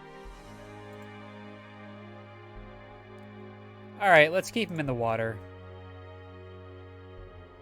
Gives us good chances to hit. Also, I love fugitives.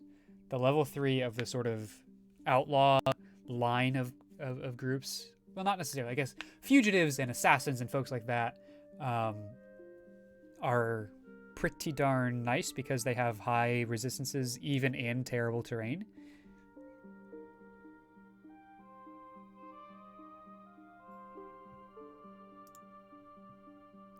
So the chance to do 20 damage here. We want to kind of hold them in place. So we want to use zone of control as much as possible. I think that means doing this. Forces him to stay in the river or on a 30 percentile. Let me bring everyone up with us. Actually, no, not quite. I was looking to see if teleportation could give us an extra attack in there, but not quite. That's okay. Let's finish this off.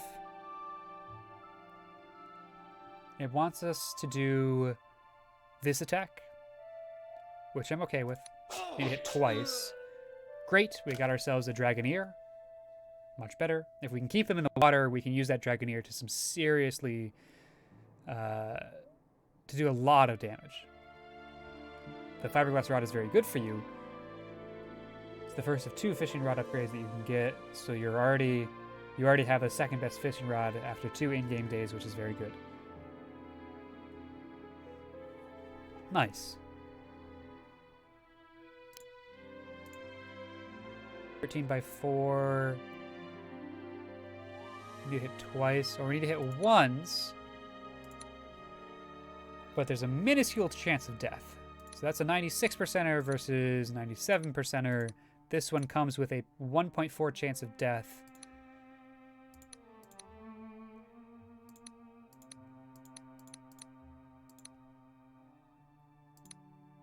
I mean, we probably just do the 13x4. Or actually, let's get a dwarf upgraded here.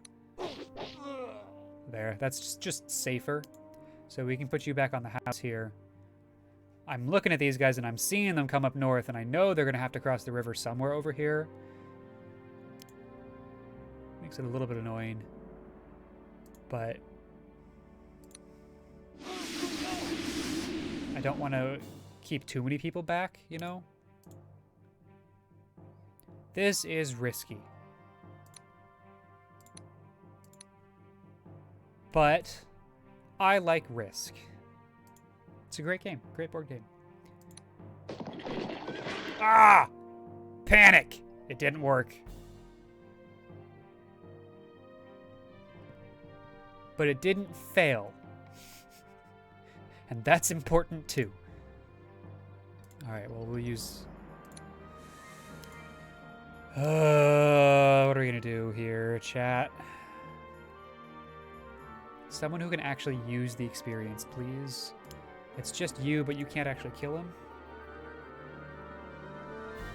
Again, I state we don't play Wesnoth to be scared. Yes. I mean, we're going to try this. All right, I wasn't expecting that. I'm happy with that. Move down here. We're safe for a turn. No one can get to us. This squad of 5 is plenty to deal with him, so we're going to ignore the orcs. Which means that we just need to keep moving folks across the river here. Or hold at the river. Both are valid strategies. And I think we're probably going to do a little bit of both. Vorty is telling you to not be a little bitch. Yeah, alright, alright. Listen, I don't appreciate that kind of language on my streams. I don't appreciate the implications you're trying to make there. No, that's fine. That's, yeah, alright. I'll try not to be quite as cowardly.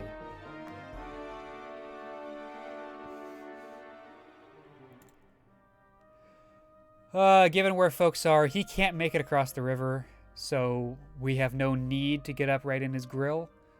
I'm going to get the resting bonus by staying still. +4 for the half healer. We'll move this horseman back.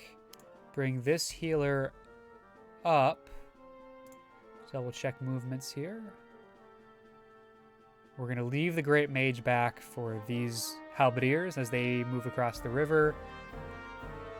We will also move the Silver Mage back as well, while Delphador can start the charge down and kill this enemy leader. Remember, we win this encounter when we kill the leader, and the early bonus gold is always more than we can get by just taking all of the houses. So we take houses as we go, because that's always useful to help alleviate terrible finances. But if we can get to an early bonus gold that actually gains us some amount of gold for the next scenario, that would be really nice. So we're going to sort of charge down and try and take care of Malitus as quickly as possibly, which probably involves some mix of the Scout, the Sylph for the ability to slow, and also fly so it can move very quickly, and Delphador, who got an advantage in movement here. And otherwise, we're just protecting our flank from these guys. But I'm not quite sure if they're going across the river or going to come over, so I want to be able to encounter them wherever they end up. Lassar also needs to heal, so we will put her next to Haldiel again. And otherwise, I think we're pretty good to go. There's no need for him to move, given their attack paths. I'm guessing the wolf's coming straight over, but I don't know. Yep. And that's about what I had expected. Let's get some experience over there. And then we're going to cross the river here as much as we can. Try and deal with him. He is only level 3, and we've got 2 level 3s and 2 level 2s right here ready to deal with him. So I'm not super worried about that.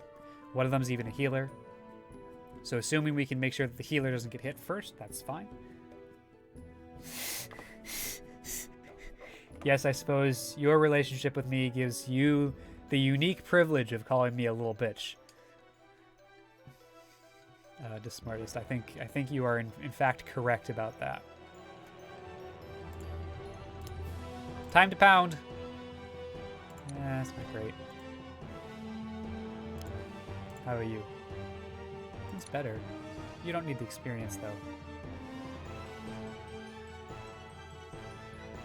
You said Lassar, but you heard the Tsar. I was confused about what Russian royalty is doing here. You'll see in the battle for Wesnoth, the Tsar is the most important character. Actually, fun fact, the majority of the Battle for Wesnoth community is actually Russian-speaking.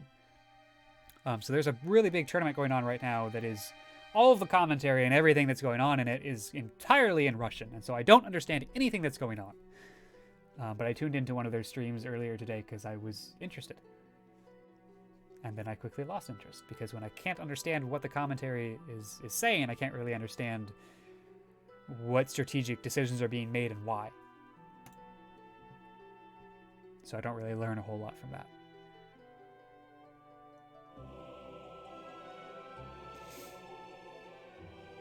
Yeah, I thought it was neat.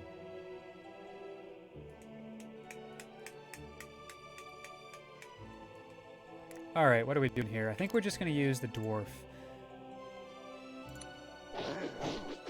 And the reason we're going to do that is because of this halberdier sitting here, I can't put someone in the water to finish him off. So this is going to be a 2-turn deal right here. And I'm happy putting someone who's got the ability to self-heal closer to the combat front. That's basically my reasoning there. I probably should have looked at the knight because I didn't see that as an option. With leadership, that might have been more compelling. But that will exist next turn also. So that's not the biggest problem in the world. So like I said, we're going to rush this a little bit with these 3. Everyone else is just going to prevent these guys from doing significant damage to my team. And what that means is just keeping this safe. Loosely related fun fact, I'm able to understand basic Spanish, and a lot of that was because throughout my entire high school Spanish class career, I've been watching reruns of Lucha Libre, and you can actually kind of understand the commentary now. Nice! That's pretty neat. Let's see... Oh, nope. Let's see if we can do this. 18 by 2. This has some good outcomes, and it has some bad outcomes. And it doesn't really have an in-between. We can change that a little bit if we slow and don't kill. Good odds. Now, the reason I don't particularly like this is because I would like to be able to use our Shide to slow this halberdier. That might be greedy given the 2 other halberdiers.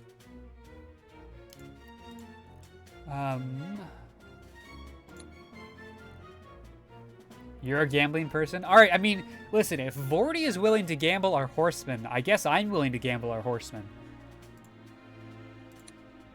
And yeah, the odds are pretty good. Those are nice odds. Let's go for it, chat. Live life on the edge. Never punished.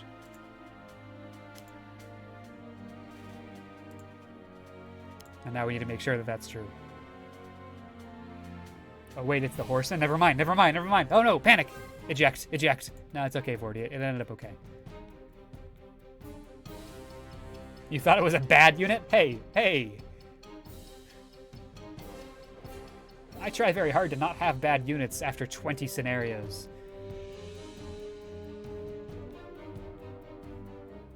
It's a little rough we couldn't do more this turn. But we are actually making progress on our long-term goals, which is to kill the leaders. So I'm actually okay with the fact that things over here are going slower.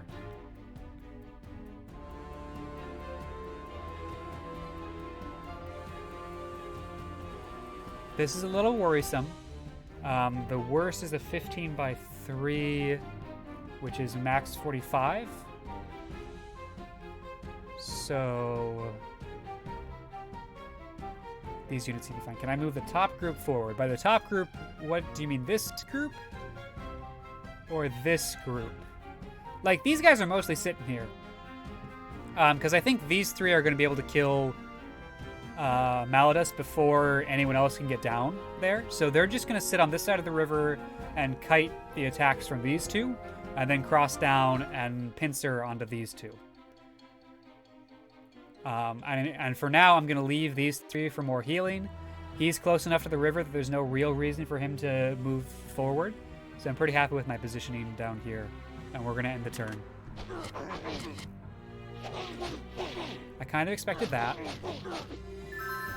And I kind of expected that, but that's why we put the healthy dwarf there. He can take a lot of Healthy, resilient. Like, he's got the best stats for being a tank. He's got a max hit points of 90, which is ridiculous. As it stands, we want to try and give the experience for both of these kills to these 2 units. So I should be able to do this with reasonable confidence. Yep.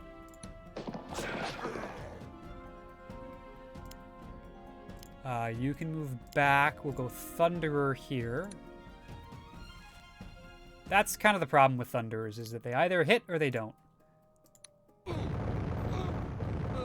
Nah, that didn't quite work. I wanted to give that to the Knight, but that's okay.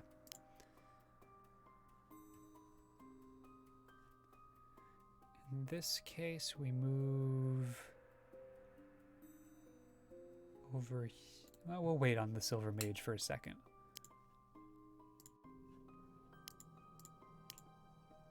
I don't want to start this fight off just yet. I want to group up a little bit better.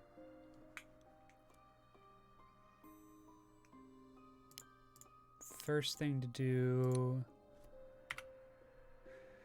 is figure out what we need to do. I think we can probably... 6 by 5 is 30. Between these 3, I think we can kill this one. And then we use the Shide to slow the second one. And wait for day. Yeah, like if we can wait for day over here, that's probably best. Again, second watch, because we have a chaotic unit and neutral units. But yeah. Callan's and the champion can take the first. Yeah, that's what I was thinking.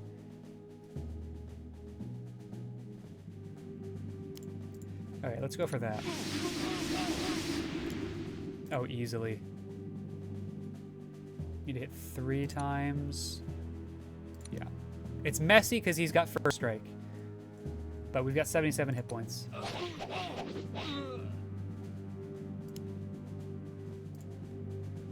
Now we slow. Check movement.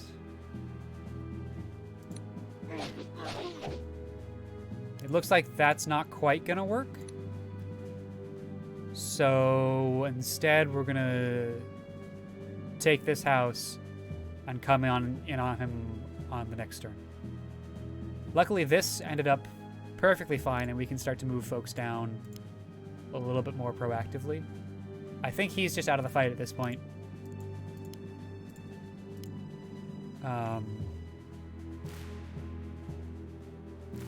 Given that he recruited, having another person who can get involved with this combat is probably useful. So I'm going to send our Silver Mage that way. He's not recruiting at all. But I think I'm limited at this point. I'm limited by a couple. I'm limited by both Delphador and the Shide. So we're going to take a house on the way down. He's got movement of 11, which is kind of ridiculous. 1, 2, 3, 4, 5, 6, 7, 8, 9, 10, 11. He can get pretty much anywhere. So we'll put him in the forest down there, grab a house, try and reduce our losses a little bit here. And otherwise, we're looking good, and we'll try and finish this off without any major losses. I just had to open my mouth, didn't I? I just had to open my mouth and let bad words come out. That really annoys me. I really like having rangers.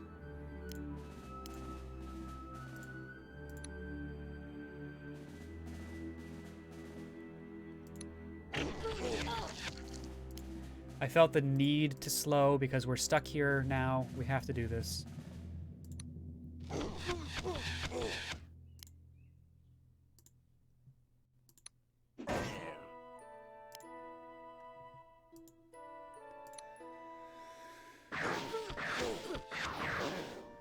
Okay, luckily that's going to be over next turn without another major loss because we slowed, hopefully.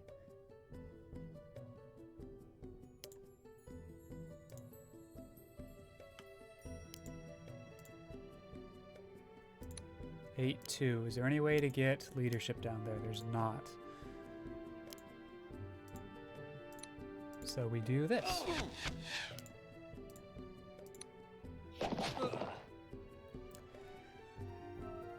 All right, we have the option of another knight or a lancer. I think we want to go with a lancer for this one, and then the next one will continue on the knight path.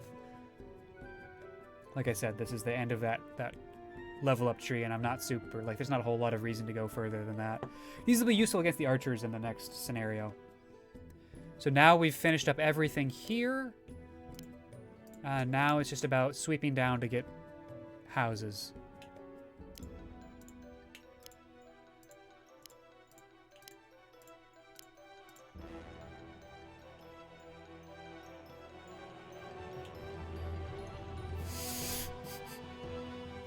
Thank you for that clip.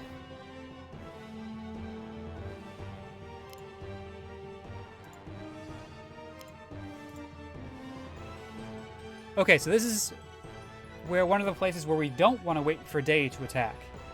Because all of our attackers are neutral, and he is lawful. So he's currently at a detriment, so let's get as much damage on him as we can right now. Might actually be all of it. He's at 22 health. Okay. I might go for the slow to see if we can give the kill over here. The reason I'm okay with that is because we're not, like, we already have to take another turn to kill him. So it's not losing us anything if we take one turn to do this. So the people who abide laws are bad at nighttime. Yes, so there are 3 major groups. You've got your neutral groups, your lawful groups, and your chaotic groups. Neutral are equally good during the day and during the night. Chaotic groups get a bonus during the night, and they get a detriment during the day, a penalty during the day, and lawful units have the reverse. They have a bonus during the day and a penalty at night. Alright, we'll get him next turn. That's fine. I don't think we have any free units. I said 3 major groups. I didn't say those are the only groups, because liminal doesn't really exist in the base game. Exactly.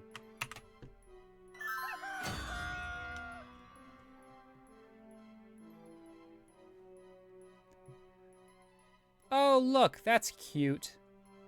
We don't need... These people don't need the experience, and I'd rather just kill him, so we're just going to kill him.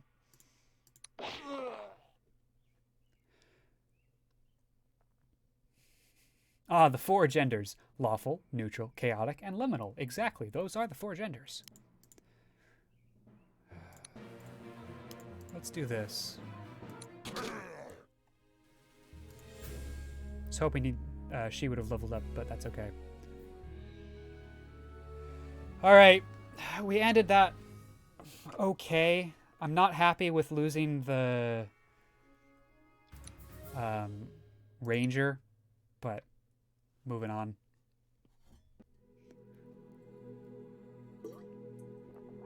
Look at how much progress we've made, chat. 1, 2, 3, 4, 5, 6, 7, 8, 9, 10, 11, 12, 13, 14, 15, 16, 17, 18, 19, 20, 21, 22. It was the Avenger. Yeah, it was the level 3 version. These guys are dicks. They want us to kill them if we want them to go with us. We spend turn 1 grabbing houses. And this, we've learned from the last time, the first thing we do is get our merfolk back.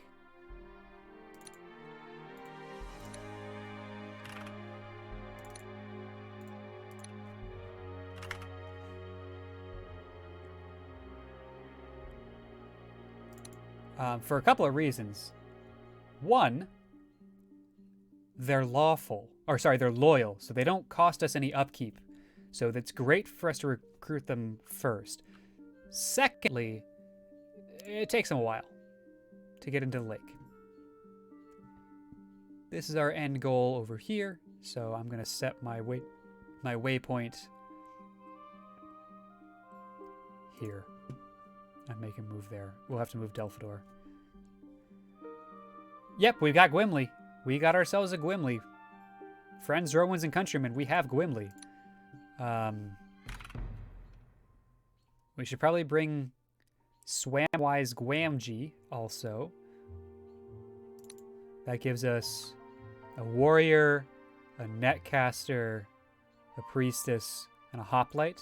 I don't remember the level up trees of merfolk, I'm gonna be honest.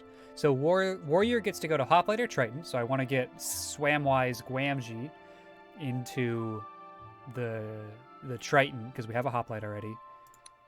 The netcaster, we don't know what it advances to. And we put the hunter into the netcaster. So maybe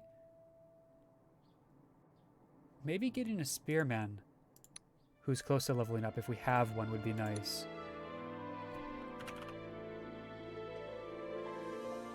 Or a hunter, rather. And yeah, he's actually reasonably close. So we'll grab one more.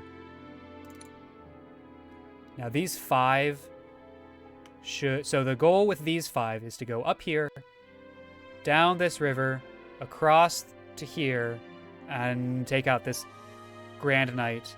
And after that, just do their own thing. Sow chaos where they can. Next, we are going to group 2... we're gonna get 2 groupings together.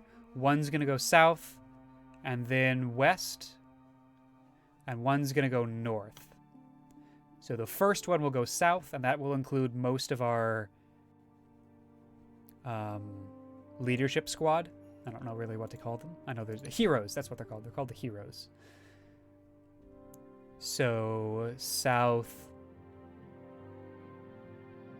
We've got magical attacks for days. So I'm not going to get the Sylph or the Great Mage to go south. We will get the champion, though. And we've got 350 gold left, so we've got some time. I gesture as though you can see what I'm pointing to. I don't even know which direction does this point. This point's exactly the wrong direction. So for me, the screen's over here, and I'm pointing at my gold. But if I wanted to do that with my picture-in-picture, I would need to point that way? Sort of? Mostly? Anyway, moving on.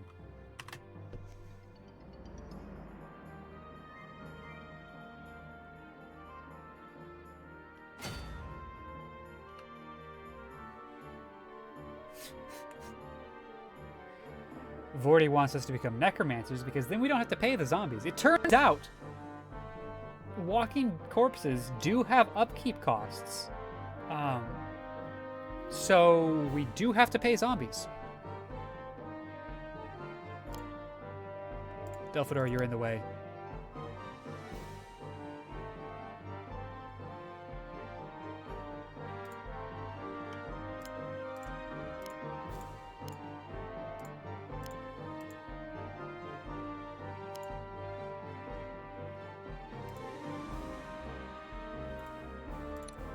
Okay, so we're going to finish out the first group that's going south.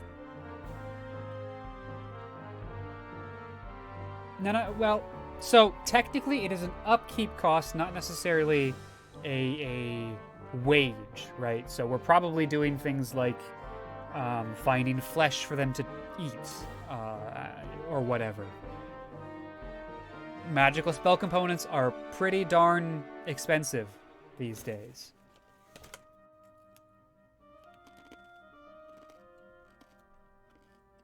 Zombie can't capitalism. Listen, anything can capitalism. That's what America has taught me. Fugitive south. Assassin south.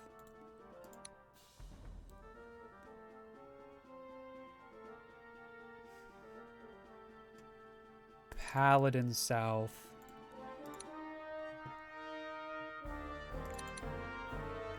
The good dwarvish lord south. Capitalism is a zombie. Floorman spit truths here.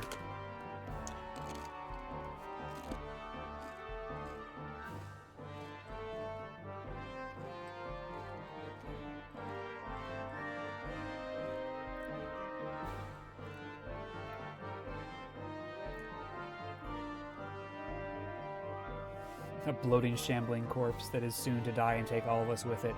That sounds exactly like a zombie.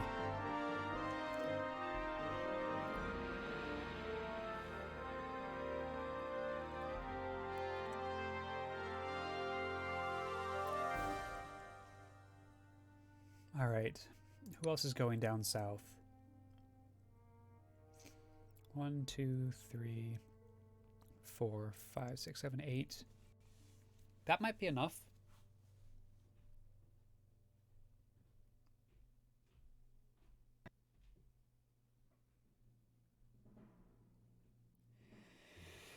Got 270 gold.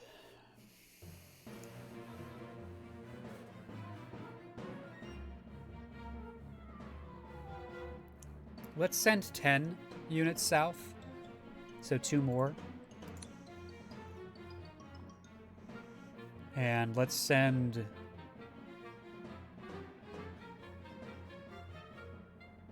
Let's go with a Mage of Light for a healer.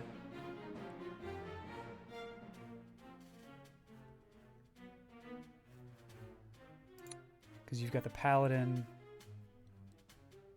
So that's a 1.5 healers. The other squad is going to get 2 healers with the Shide and the Druid.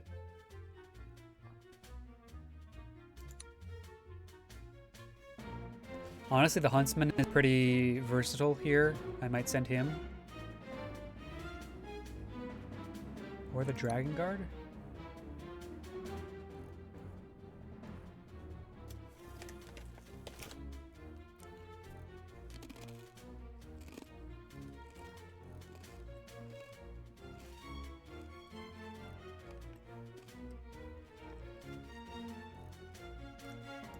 Or the Marksman. Let's go with the Marksman here. The South squad doesn't have a whole lot of people that actually need experience.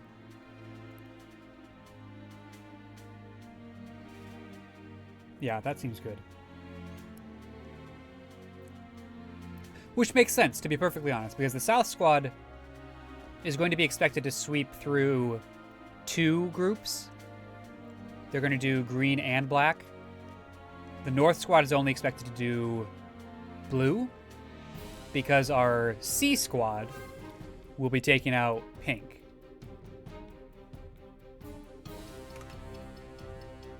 So South squad's got to be the toughest squad.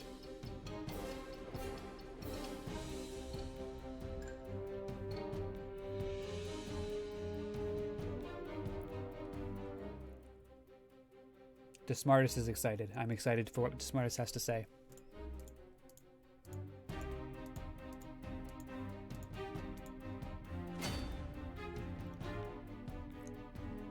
Oh, there's the A squad, the B squad, and the C squad. I hate it. I hate it. I hate it. I hate it.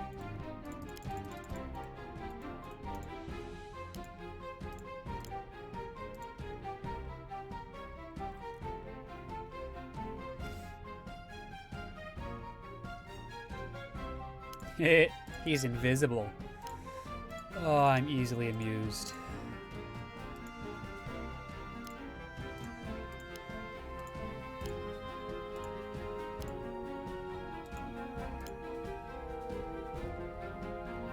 You're very self-satisfied. Excuse me. Yeah, that tracks.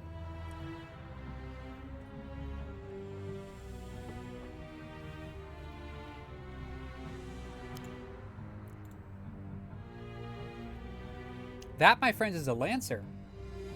I wasn't paying attention. Excuse me.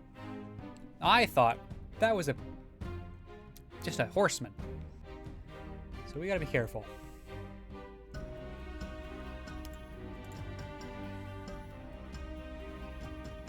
Which means, honestly, we're probably sticking right where we are. Alright, the next squad... Oops.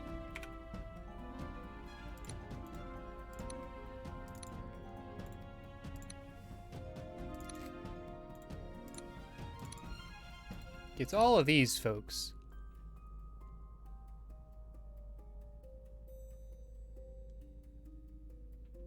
Is this the battle against the Horse Bros? It is. It is the battle against the Horse Bros. I skipped through the story because we talked through it during the last stream, but we've got Sir Ruga, Sir Lord Bayer, Sir Darren, and Sir Ulrich, who are all assholes. They are making us fight them in order for them to join us in our fight against Ashevere. I think we have to kill 45 of their troops to win. 50 of their troops, or kill them. For every one of them we kill, they will personally join us in the next scenario. Which is another reason that maybe recruiting and working on Grand Knights doesn't make a whole lot of sense, because we are just going to get a couple here if we manage to kill them.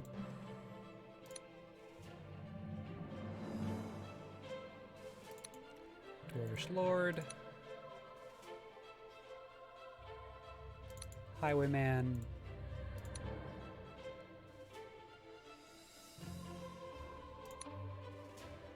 And the Dwarvish Dragon Guard, leaving us with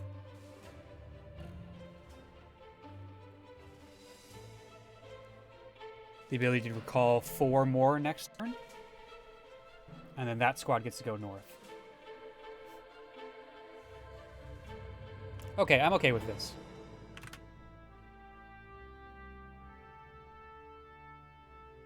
Aha, ambushed and dead. Yeah, I should have seen that coming. Damn it. I was hoping that they wouldn't go for the village. It's fine.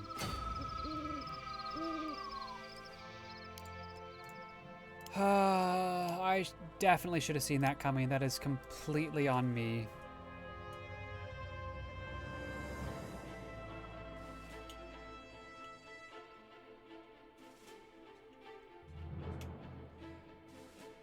But now we get to kill them, so that's something at least.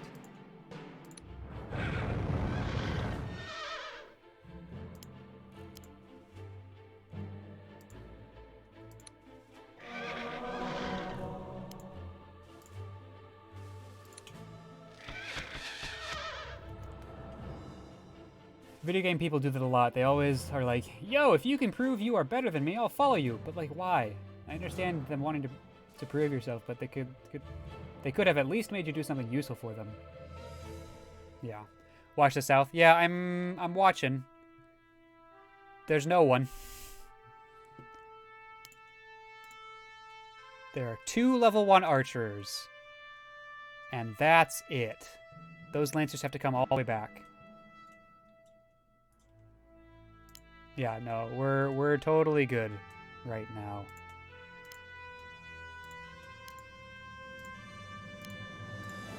This is the squad that can't really take losses because 3 of our now 9 members, 1, 2, 3, 4, 5, 6, 7, 8, 9. 3 of our 9 members are mission critical. If they die, it's game over.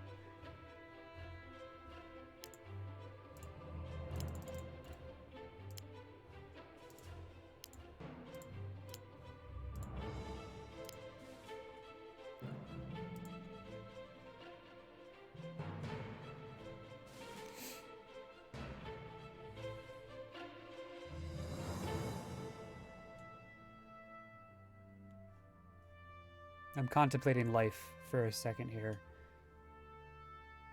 4 more.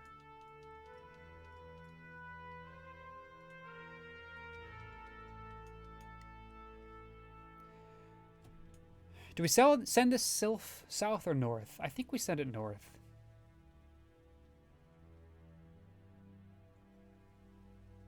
I think we send it north. Let's send it north. So we get 4 more. One's going to be the Silver Mage.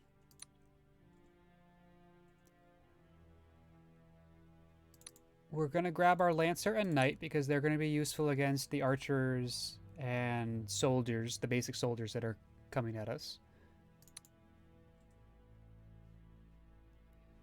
And then I'm torn. Because we could have a Griffin Rider, which could be a lot of fun. They really did not recruit a lot, did they? Griffin Rider, Elvish Druid. At what point did we die last stream? This point. This was the point that we died last stream. We made a poor decision with placement for Callens, and he died. Completely unnecessarily.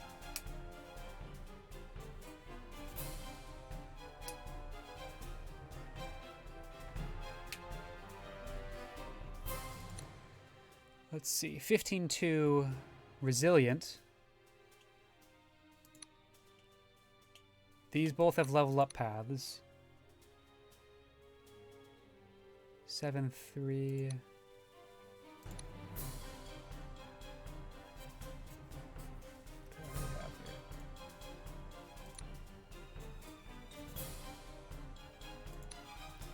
One healer. Get you. Let's get the Druid. Because we're going to have Conrad going up north too, so that's a good melee attacker in addition to everyone else, because he's got the flaming sword. Okay. I like that.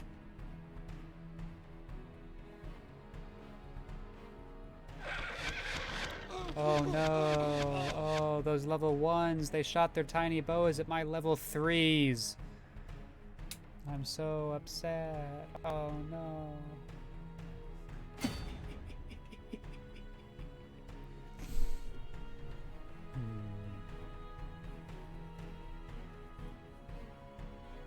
Now you can see me a little bit better. More straight on.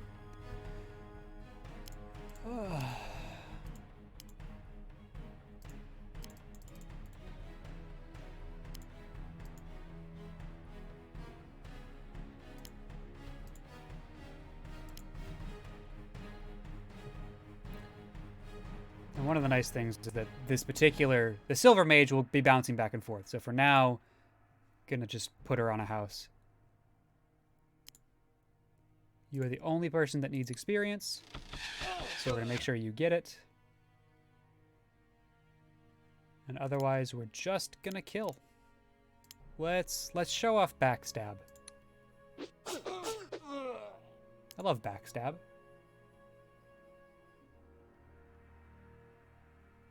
Tiny baby turtles are cute, 40. That's why you're thinking about it. Because tiny baby turtles are cute. Alright, another thing I learned. Okay, so we're golden no matter where we put him. We're gonna go here.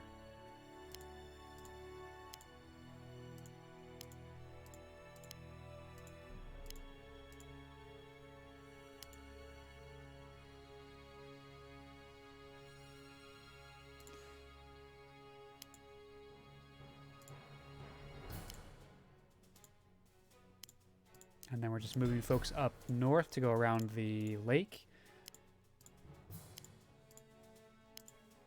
Conrad included. The fastest folks are going to pause at these houses and let people catch up a little bit.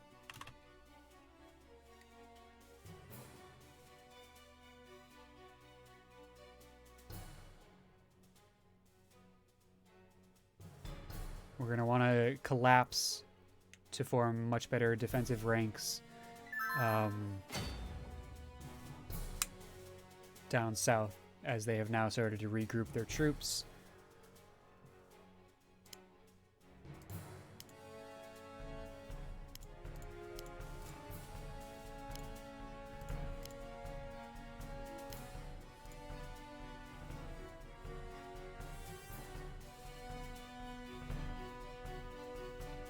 We can keep him off to the side because he will be able to jump in at a moment's notice.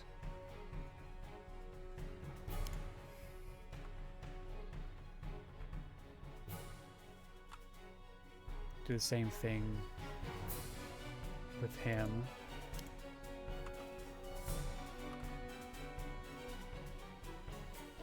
And him.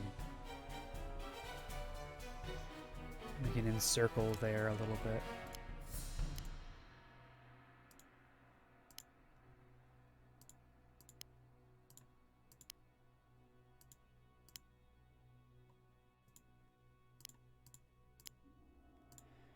We're definitely limited by the dwarves, as we normally are. They move very slowly on regular land, which is fine.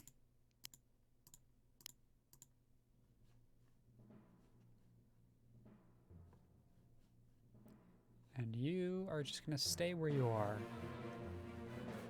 and jump in when needed.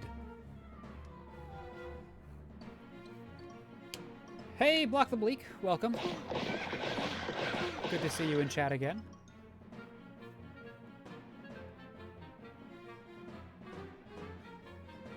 It's been a hot second since I was streaming, so it's good to be back. See some familiar usernames.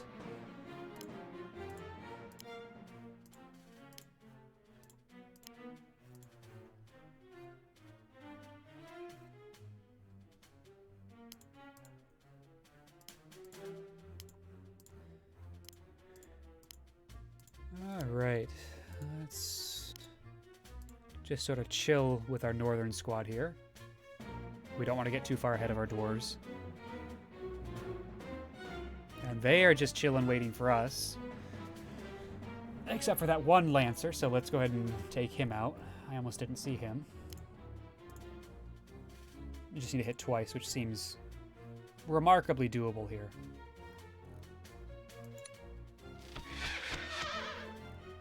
And now we've leveled that up, which is nice.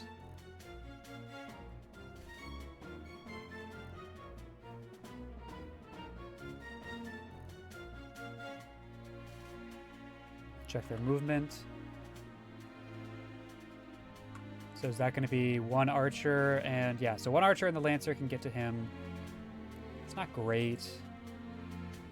He is kind of hurt at this point. We'll sub him out.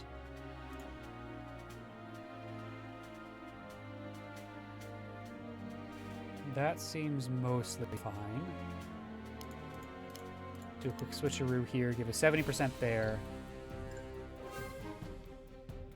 Yeah, that seems fine for that. We do have a lot of turns, so I'm okay taking a little bit of time here. Although we can't take too much time because then the other units start to cause a problem for us.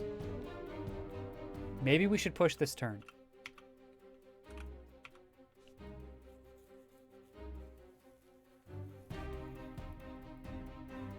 It's about to become day, which gives them a pretty major advantage. So if we can... Oh, they are expertly positioned so that pushing doesn't really do a whole lot. Zone off the marksman.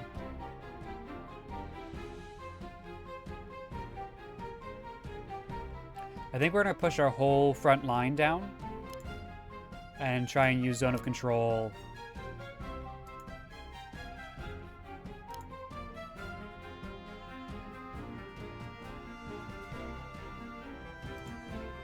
See if I remember zone of control here. I think we can be 2 spaces away from each other and still make things work. So like that.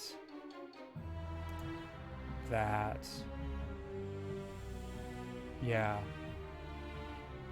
So that technically works. Drop the healer there. Move you in 1.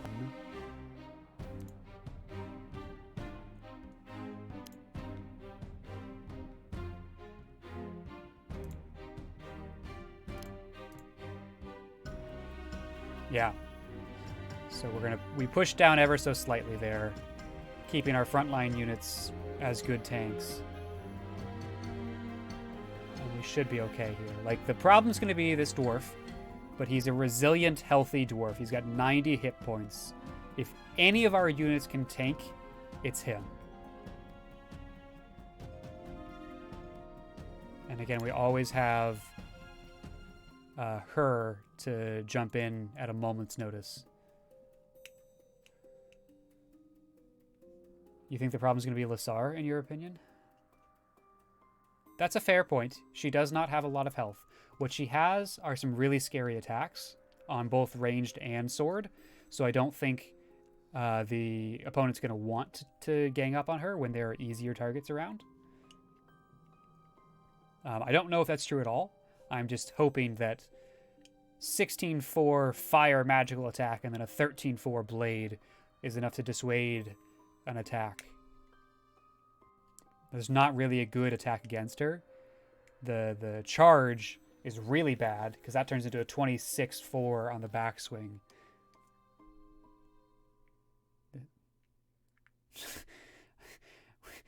I was very confused, Floorman, when you said that's the second diamond you found in a trash can. I assume that must be a video game.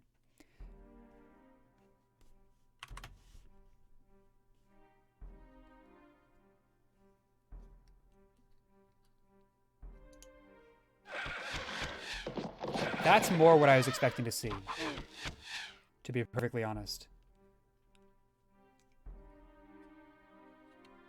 The Paladin was our weakest unit, had a clear weakness to arrows.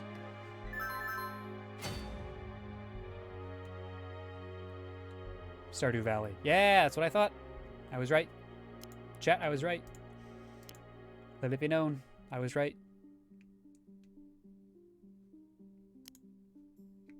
Alright, I want to catch them so they can't cross the river the way they wanted to.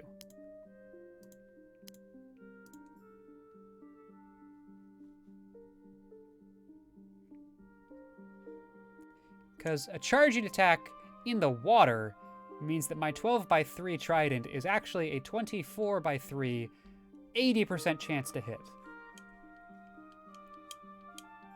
Which sounds like a bad time for anybody.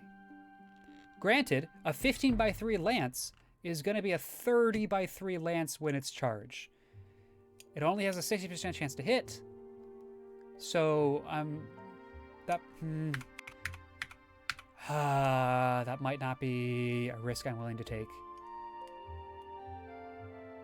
Yeah, it only needs to hit twice and it's attacking 3 times. You're right. You're right.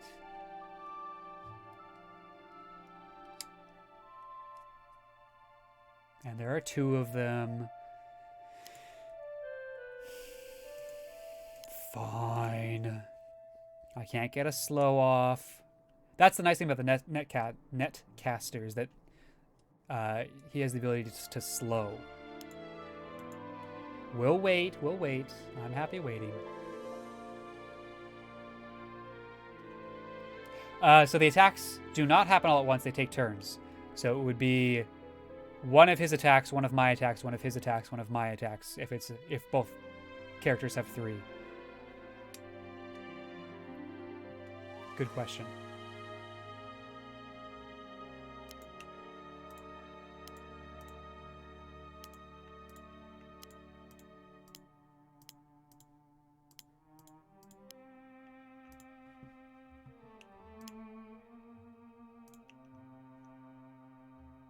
Oh, I did that perfectly.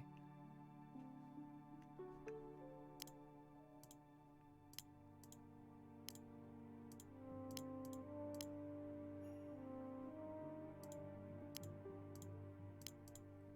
there. Oop, nope, not quite. Right there.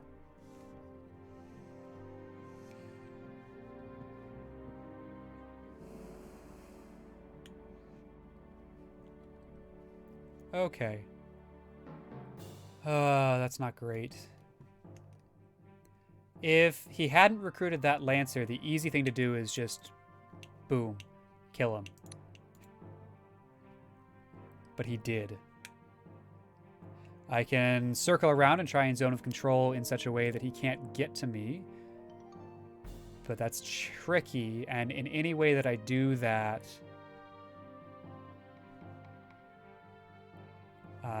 there's a pretty good chance that both of them can hit, and that's not good. Luckily, reinforcements are not on their way. Really? Is this group of 3 that's going to cause me problems in 2 turns? Unless they start going north?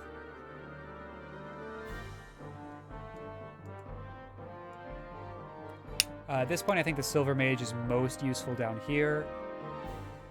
So let's start that off. All right, we're going to do some good zone of control screening and feel okay doing that.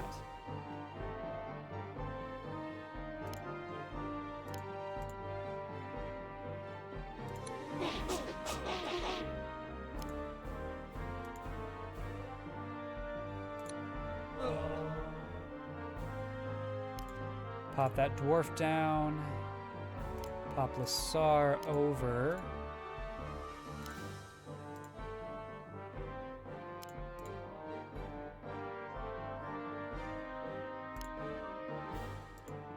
Get Delphador inside of that grouping.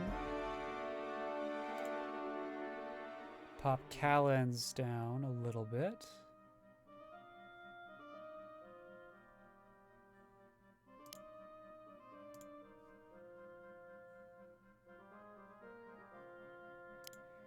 Move Callens down one more? No, I can't.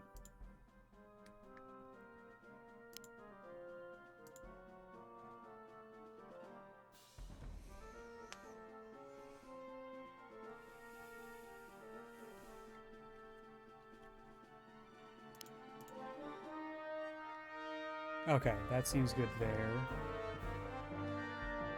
And that seems good there.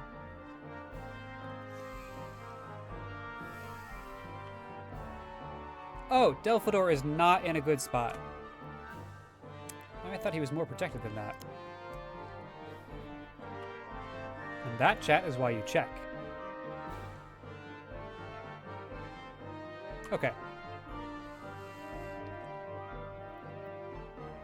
Excuse me. Alright, I feel good about this now.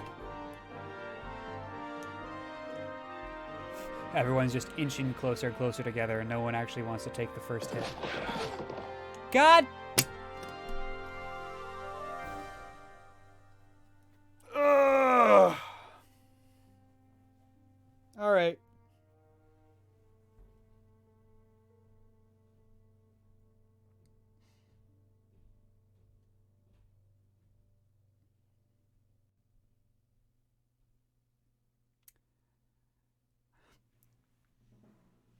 So Desmartis called it. Called it on Lasar.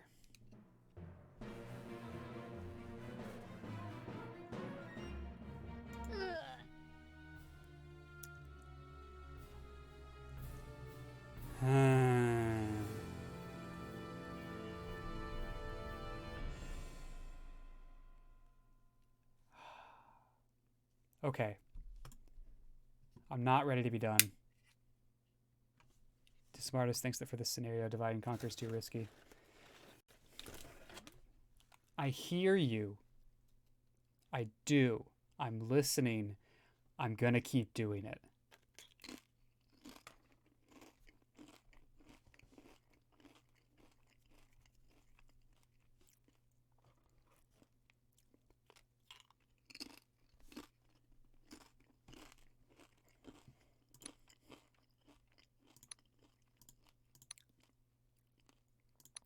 All right.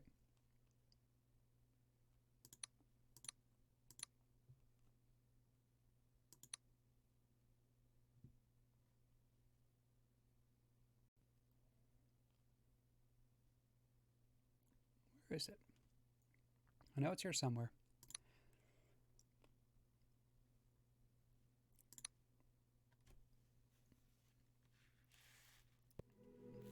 We're going to see if we can't get a new stream save point.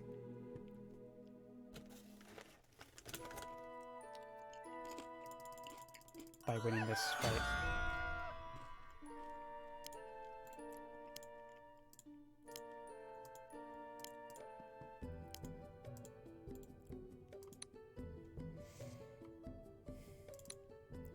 Dwarvish Lord. At this point, the strategy is pretty clear. We've done this a number of times. No Elven Council. Floorman? No. No. No, no, no, no.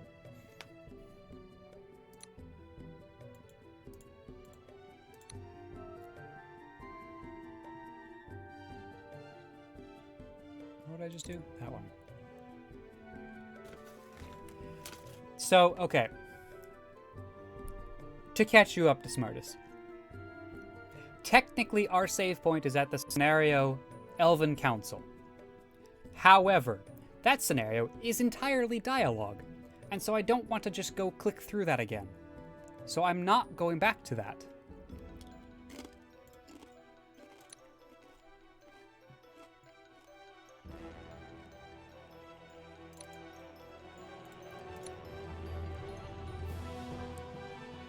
How dare I? I have violated the spirit of this playthrough? Those are harsh words. If it makes me feel better, I broke Silverman. You broke Silverman too. Listen, I don't think I have broken Silverman because the Silverman, the spirit of the Silverman is the tactical nature of it. I don't think it really matters the narrative portion of the game if we redo narrative stuff. There's literally no decision to be made. It's just exposition. You didn't do the stealth mission reload, block the bleak. I listen, I respect that. These challenges are hard. You gotta do what you gotta do to actually get through the game.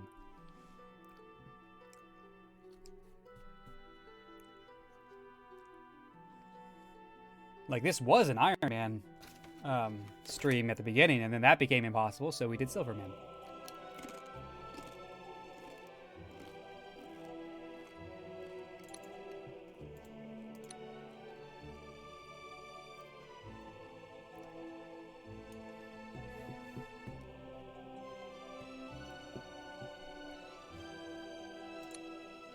All right, let's really think this through.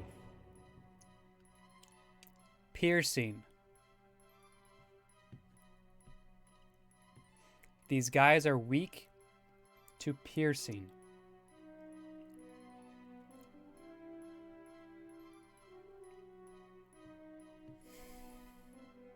What does that mean?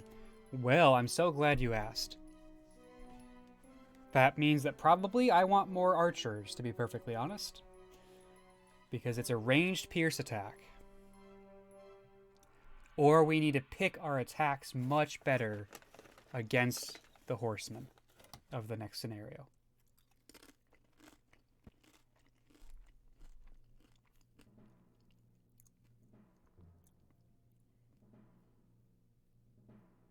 Listen, I'm Vorty. It's not happening. It's not happening. I refuse.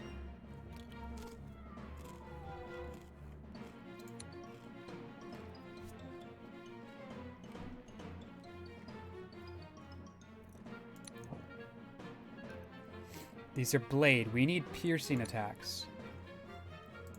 Which, hilariously, are very bad. Or, well, they're not very bad, but they are bad against these guys. Yeah, exactly. That's, yeah, you got it, Vorty. The problem is, we don't have good piercers.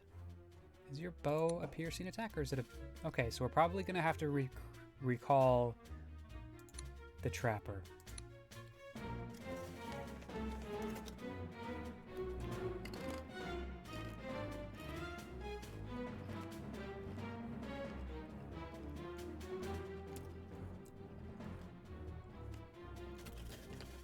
Okay.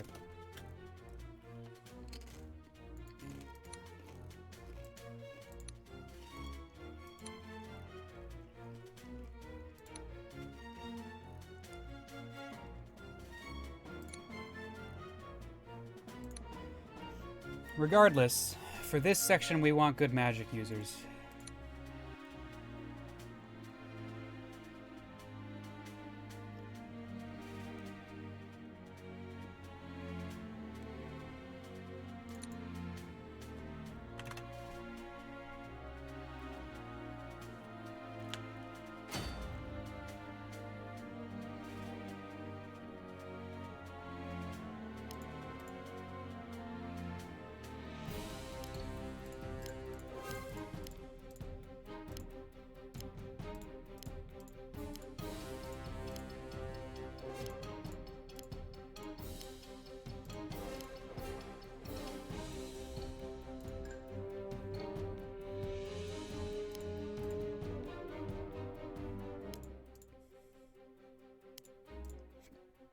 Okay.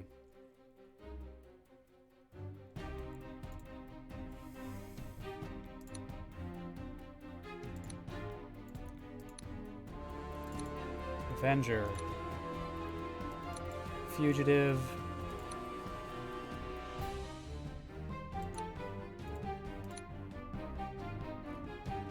Assassin.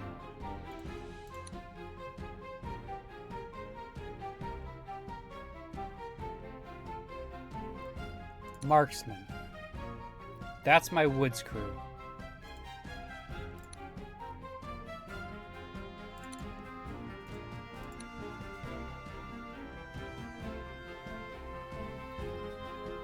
Big brain idea incoming. Don't kill the Avenger this time.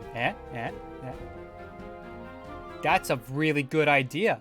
I will take that under consideration.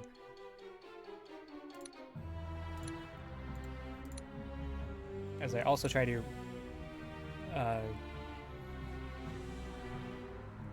level up another one.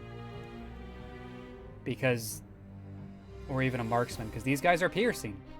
So if I can get those marksmen on the horsemen, that'd be great.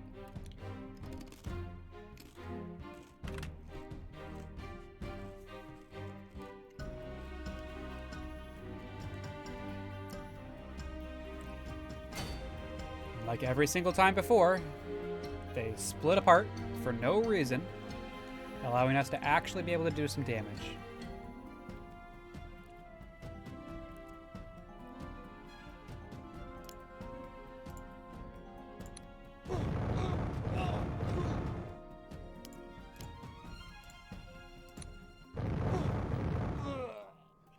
Silver Mage.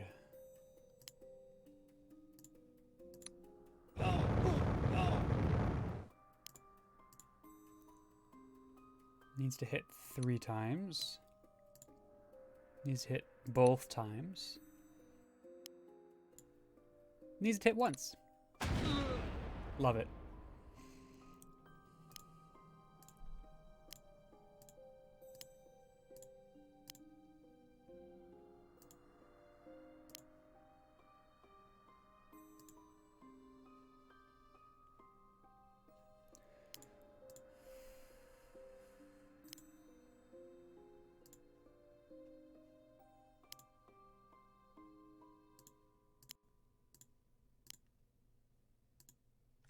Hang on.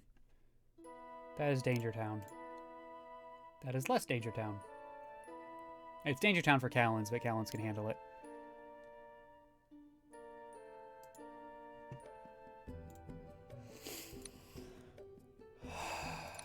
Shide.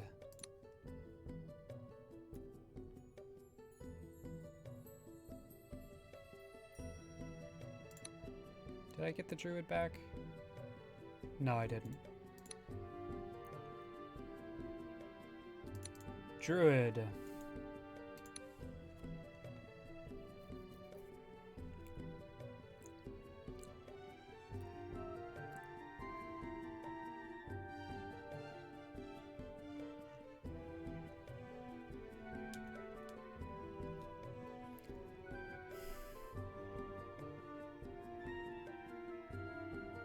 Highwayman? Sure. He's loyal. Excuse me. Champion.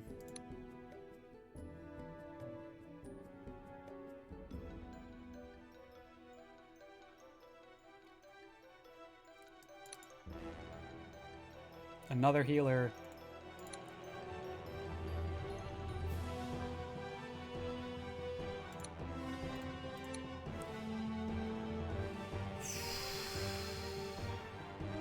And we'll get a horseman.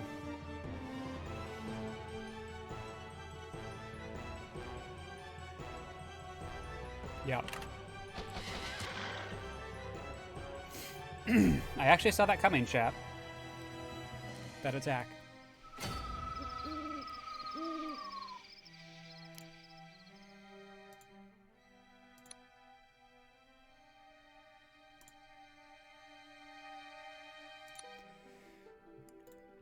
This is a little tricky with 2 of them.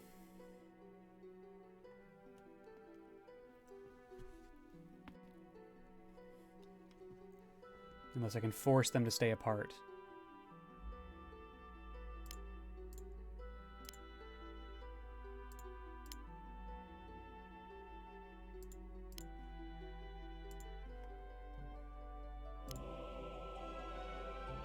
Let's do that, actually.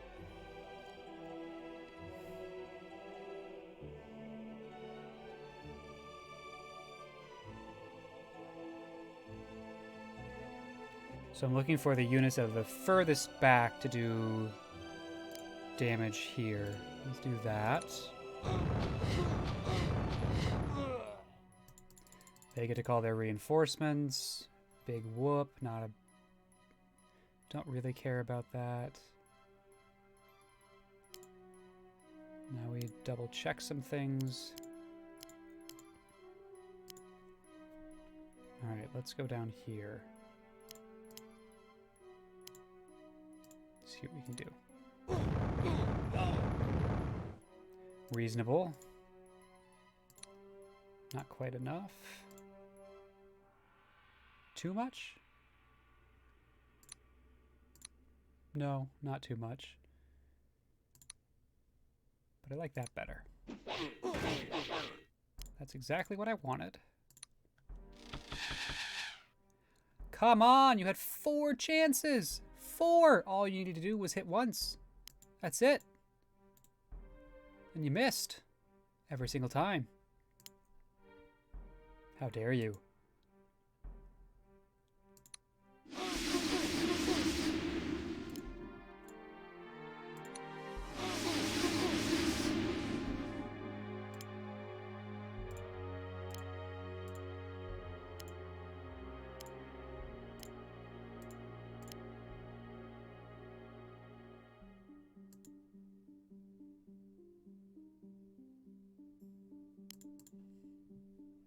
Don't necessarily want to kill him.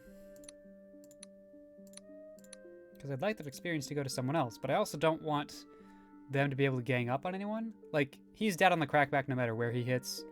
He's pretty much dead on the crackback no matter where he hits. I think we're going to leave him alone and hope.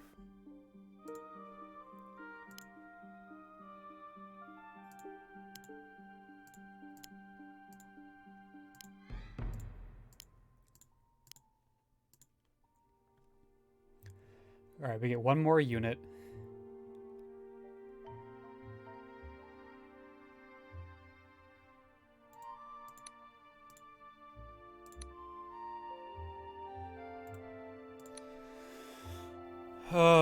Who's it gonna be?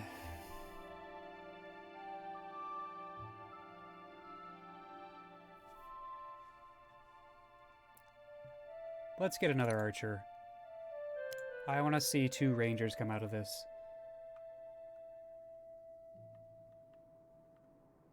Yeah. No! Oh! That's why you can't miss your shots. Can't miss them.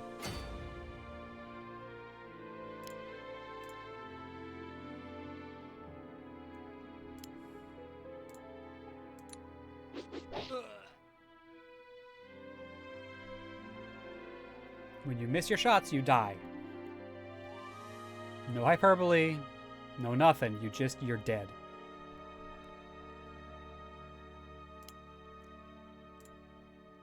So don't miss your shots.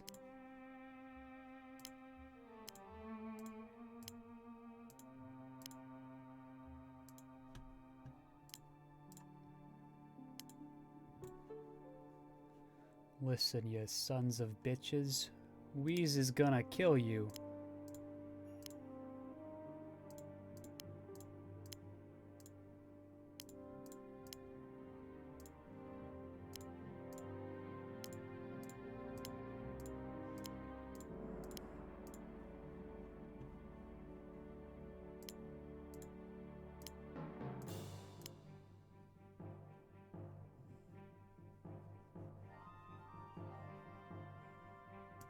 Sure, we'll go up north. Again, to confuse you. That's exactly what I wanted to have happen.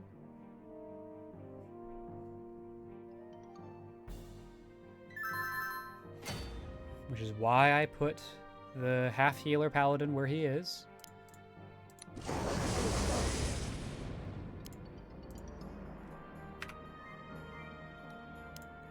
Is this greedy, chat? That feels greedy.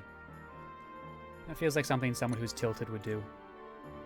At the same time, it blocks them from getting across the river. I'm mildly tilted, chat. Mildly tilted.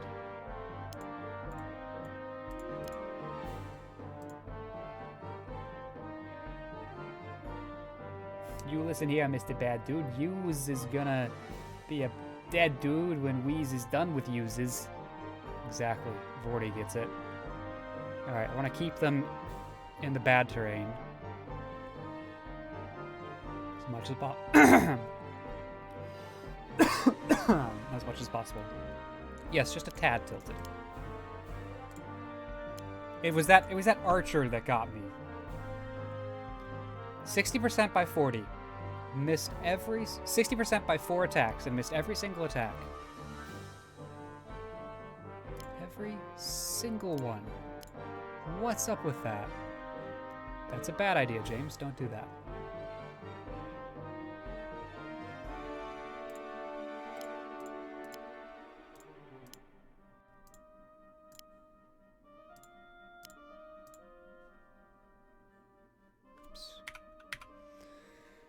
Pop you there, and you there. Yeah.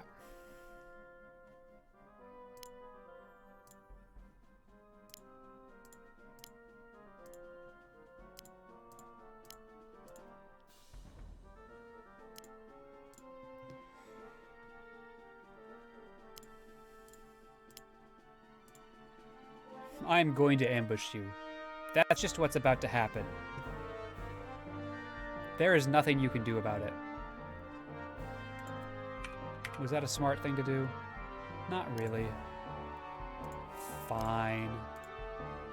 I'll only ambush you if you come for me. How about that?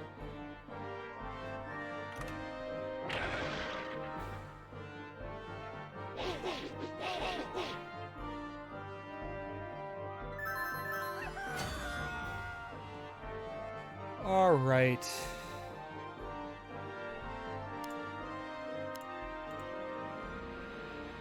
I'm okay with that.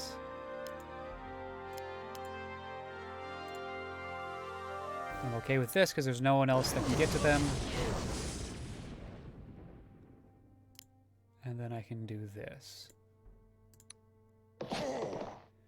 We're going to go... We're going to go with a knight here.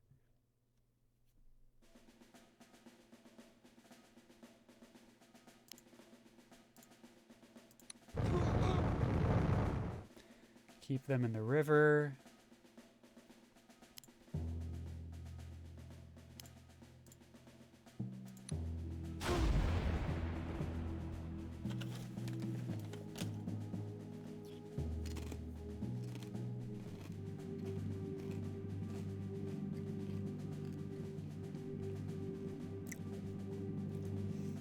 I'll have to see it again, but I think the probability is less than that 40. I'll need to find an opportunity to check that.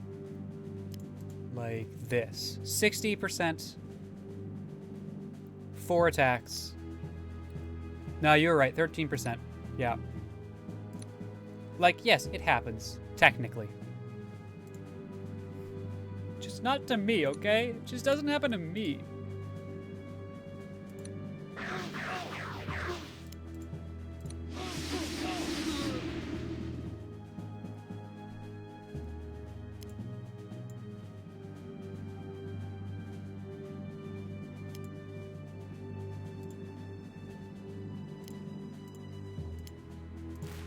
Also, 2 can play at the slow game, buddy.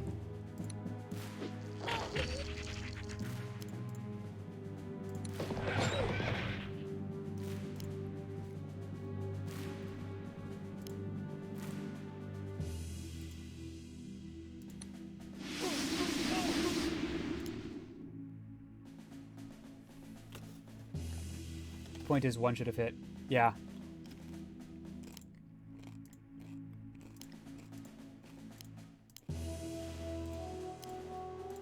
Also, I definitely agree with you. Statistics are fun.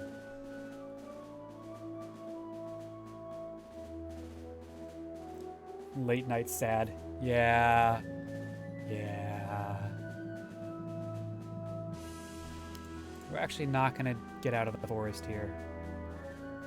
Lucky night stream! LNS can mean a lot of things. It means whatever you need it to mean when you need it to mean it. Keep you guys where you are. Call it a day. Get slowed again. That's fine. Not upset about this yet. I thought I was going to be, but I'm not. Oh, that's cute. You don't know that I'm there. All right.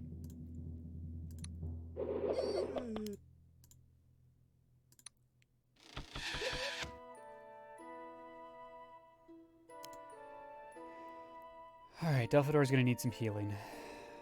Let's pop him. Well, we'll get to him in the end of the turn, I think. Makes the most sense. For now...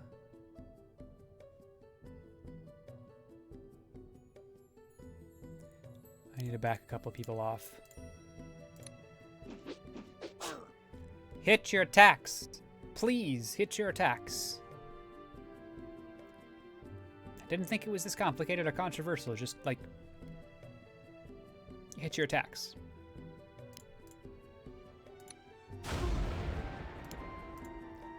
Alright.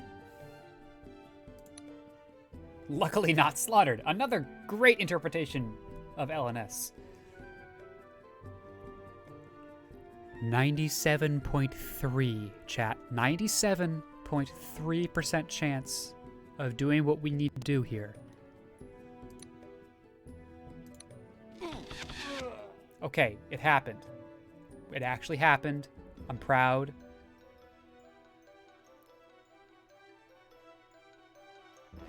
We're good. We're golden. We're golden, chat.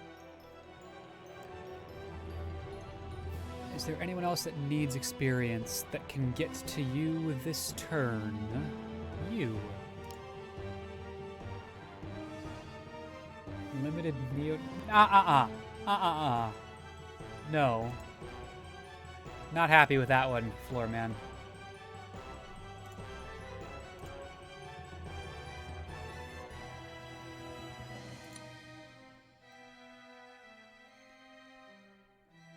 This technically works. And we just need to be careful.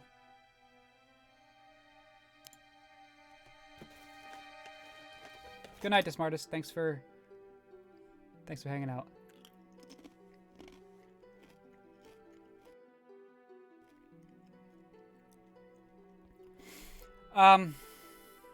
Floorman. I think the reason I had such an immediate negative reaction to that is I believe the only acceptable use of the term neo-Nazi is when you are explicitly calling them out and describing how they are bad. Anything else helps to normalize them in our society by just repeating their name. So your comment doesn't explicitly call them out, and I don't want to normalize them as a group of people within our society. If that makes sense to you.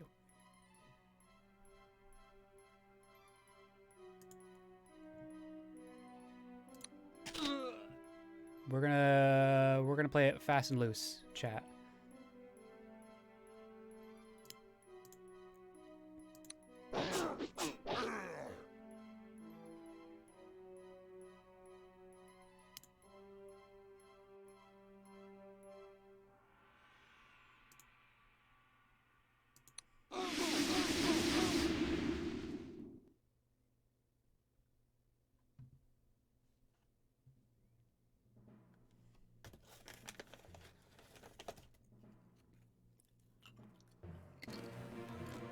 Yeah, but there are ways to have fun with acronyms that don't reference a hate group.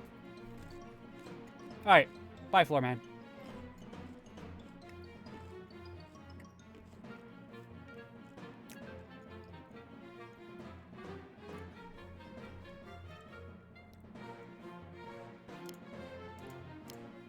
Alright, what can we do here?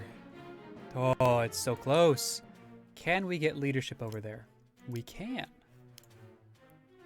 Bop, bop, bop, bop. One hit wonder. Gotta hit your ducks. You gotta hit them.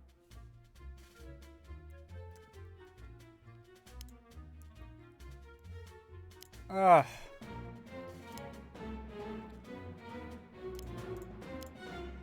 How about you?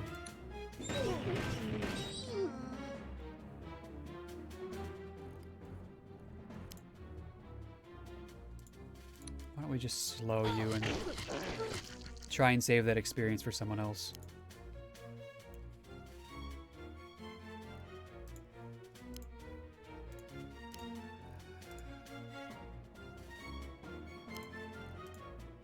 Otherwise, keep moving.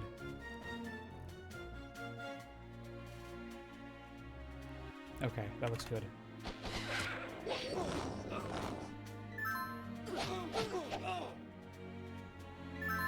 Okay.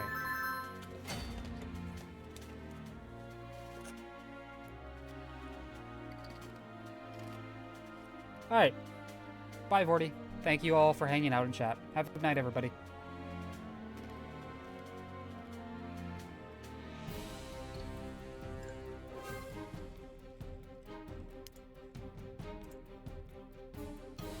You hit 3 out of 4 times here. Great. Love it. We're going to come down there and hang out invisibly while we wait. Over here, we're going to try and get that much closer to leveling up. How greedy is that? It's pretty greedy. That's pretty greedy.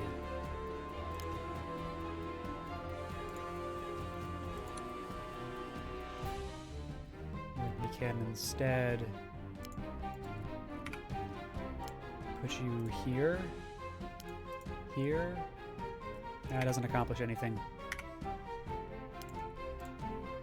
What I'm trying to avoid happening is we've just spent a lot of time putting a lot of experience into this archer, and I don't want her to die.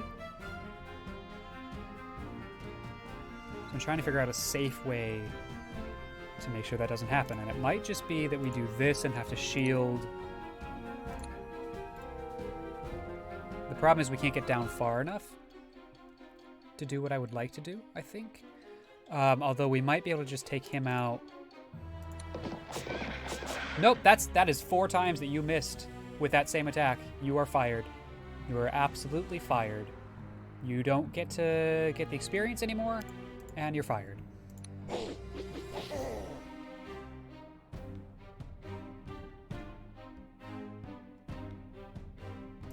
Alright, so we're going to do a bunch of slowing here.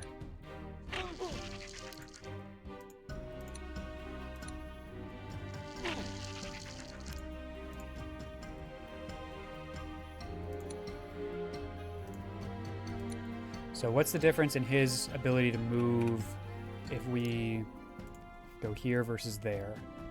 That's much better because it protects our druid. What we give up by doing that is we are not by... Oh no, actually, that doesn't. We don't give up anything. I was thinking that the sylph could heal, and the sylph cannot heal. So we don't actually lose anything here. 18-4 magical sword seems pretty good. Not quite good enough. But good enough to let this... Well, he's slowed anyway, so it's not the end of the world. And that will kill him. Grab a house and keep pushing forward. I feel like we're moving through this a little bit faster than we did last time, but I'm not sure if that's just my imagination or what. We're going to wait until probably next turn to push on this side, I think.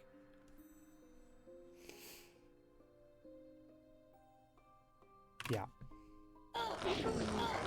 Rude.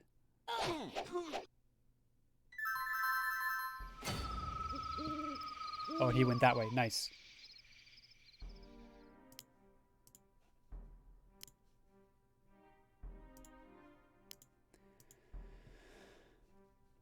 Then we'll come out Next turn and deal with that. When we're here, we're down to needing just 2 experience, so we just need to survive. So this is great here, because we are definitely going to be surviving this. And that'll level us up. We'll get a ranger. I think I want a ranger and not a marksman. For the ambush ability, we get to fade away a little bit better if things go poorly, but also the better sword blade. We're expecting to be attacked by a lot of folks that have melee only attacks, so if we get put into a position where they are actually able to attack us, then we want to be able to hit back for a reasonable amount of damage. So we're going to go with the ranger instead of the marksman. Also has better hit points, which is going to be important in the next round. So that's that. And that lets us hopefully get the kill with this druid. No, okay. Well. Okay, I see how this is. You get one final chance to hit on a 60%. So, chat, for those of you keeping track at home, that was 6 misses on a 60% in a row for that unit, and it was only on the 7th that he hit. Which feels ridiculous, because it is.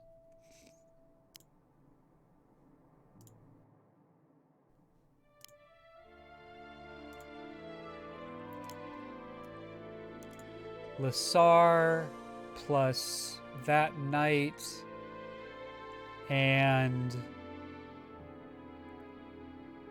the paladin.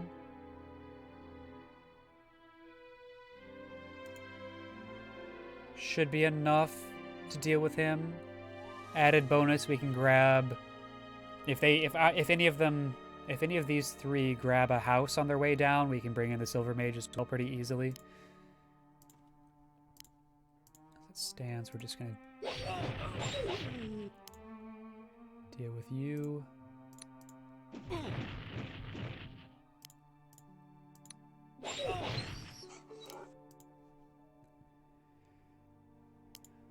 And we're gonna slow this one. Not worried about him escaping anywhere tragic, so we'll make sure to slow him so that that's not going to cause us too many issues. He's kind of trapped there. You've been slowed, so can't get to anyone worth getting to except for you, but you're an elf in the woods, so that's a 70% defensive chance, so that's pretty good. Can only do a max of 24 damage, or perfectly fine right there. So now let's try and recoup some of our sunk costs there. And we should be good. I want to end this pretty quickly here, I think. If I can. Alright, just straight up, you get a join.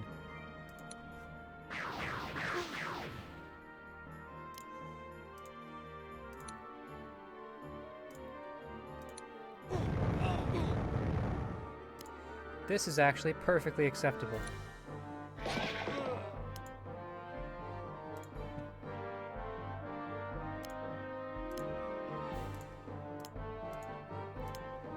Alright, now we push over here with our chaotic and neutral units as night falls. It's this Avenger I want to be careful about, because he doesn't have as many hit points as I was hoping, as I was thinking he had.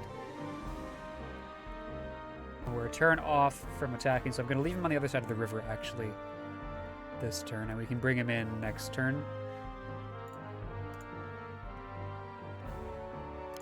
So I put him, like, here, but even there... no, only one can get him there. But it's putting him on a... No, he's got 40 there. He's got good defense. All right, we'll put him on the sand there. You can only be hit by one of them.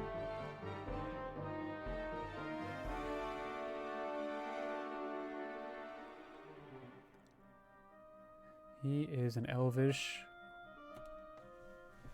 Avenger, so it's going to be the 19 by 3, which is going to be 60 minus 3, 57. If he hits every single time, he kills him. I don't think he hits every single time, so I'm going to leave that where it is. Let's get that kill over here. Level that up into a second shide, which is nice. And then give that kill to our newly leveled up Ranger. Get him on the path. Or rather, get her on the path to Avenger.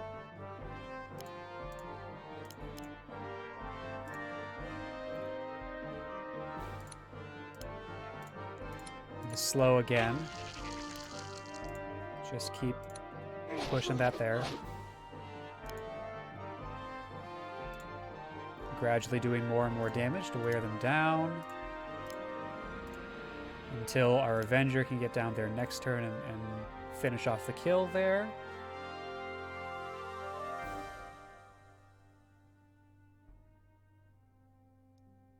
I'm happy leaving him hidden for now.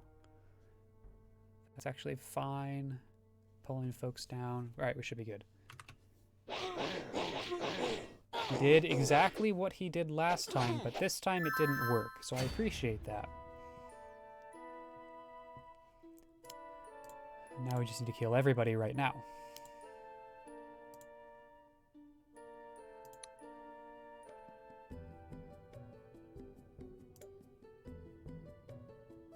Backstab is a great mechanic.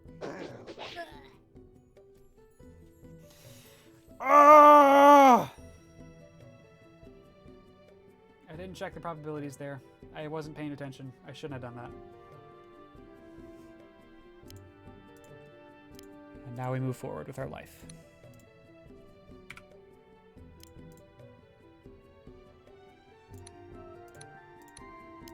This is not good.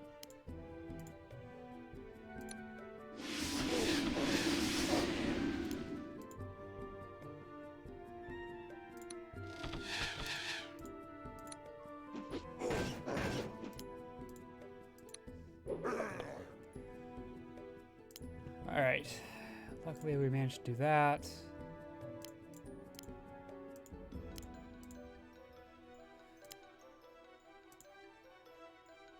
Not quite. Almost certainly doesn't kill. But puts him to the point where we should be able to get him pretty easily with anyone else.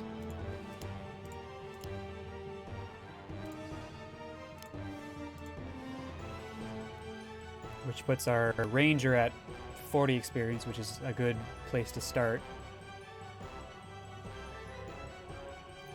Got a Shock Trooper, which is a little bit concerning.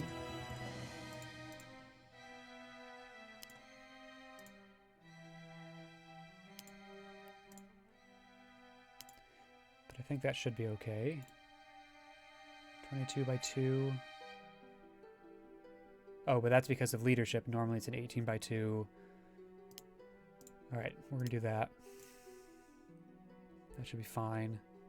Because of initiative, we will get the attack first if he comes and attacks our paladin. And also won't be able to do all the damage. Ganged up with Malladus could cause us some angst, but I think we're okay.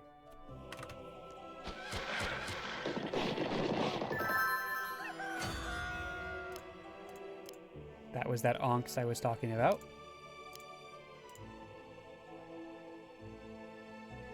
I'm going for villages because the econ game is super important, and if I can just limit the gold I'm losing, that is going to be really helpful. Even if it's pseudo-pointless at this stage in the game. Okay, so there are two ways we can approach this. We can take 2 turns and give kills... give 2 kills, or try to give 2 kills to this knight. So we try to give the Shock Trooper and then the General to the knight.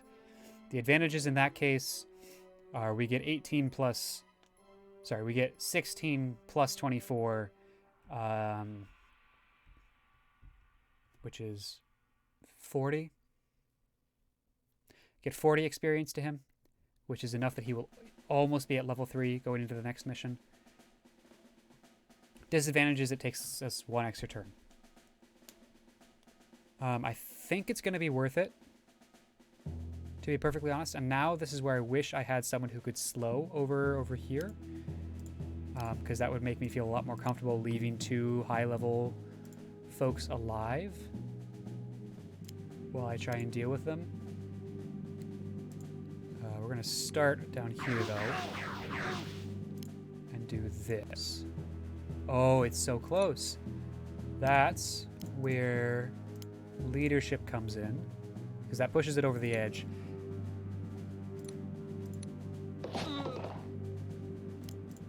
And we can do some serious damage over here. We actually killed him. That's okay. I'm okay with that. So this is probably where I'm going to call it for tonight. We have a new stream save point. Unfortunately, we lost our assassin, but we weren't finding really good uses for him in combat anyway. He was a utility troop that wasn't really giving us a lot. Hey! Ezeroth, thank you for that follow. I appreciate it. I hope you enjoyed hanging out with me. I think that puts me at 29 followers. So we're pushing ever closer to that magic number 50 that I need to become an affiliate. So thank you for that. I really appreciate it. Yeah, Wesnoth is pretty great. I really like it. But I was streaming a little bit longer than I intended to finish that up. Hopefully on Friday, which is the next time I'll be streaming Wesnoth, we will be able to finish up this campaign. If we don't wipe again. And then next week, I don't know what's on the docket. Maybe more Wesnoth, maybe something different. But if you're new here, drop a follow. It lets you get notified when I go live, and you can catch me doing more of the bad beats, playing probability, tactical, turn-based strategy games, and having the odds ever be not in our favor. So drop a follow if you want to get notified when I go live. It definitely helps me out a lot. Beyond that, my schedule is up to date on my Twitch channel. But as a recap, I will be live tomorrow from 1 o'clock until 4 o'clock Central, where I will be continuing my playthrough of XCOM 2, which is my first time playing through that game. We seem to have run into a pretty reasonable amount of luck early on, which has allowed us to set up quite nicely, but the Avatar project is catching up to us. So tune in as we continue doing that and try and stop the aliens. And then I'll be playing more Wesnoth on Friday night, where from 7 o'clock to 10 o'clock Central. Again, my calendar is up to date, so take a look there. Yeah, that's what I've got going on for the rest of the week, and I will not be streaming Saturday, Sunday. I generally don't. And then I'll be back again next week. So that's what I've got. Thank you all for hanging out with me. We're going to raid somebody to try and keep the good times going if you are interested in continuing to watch quality streamers on Twitch. Let's see who's online right now.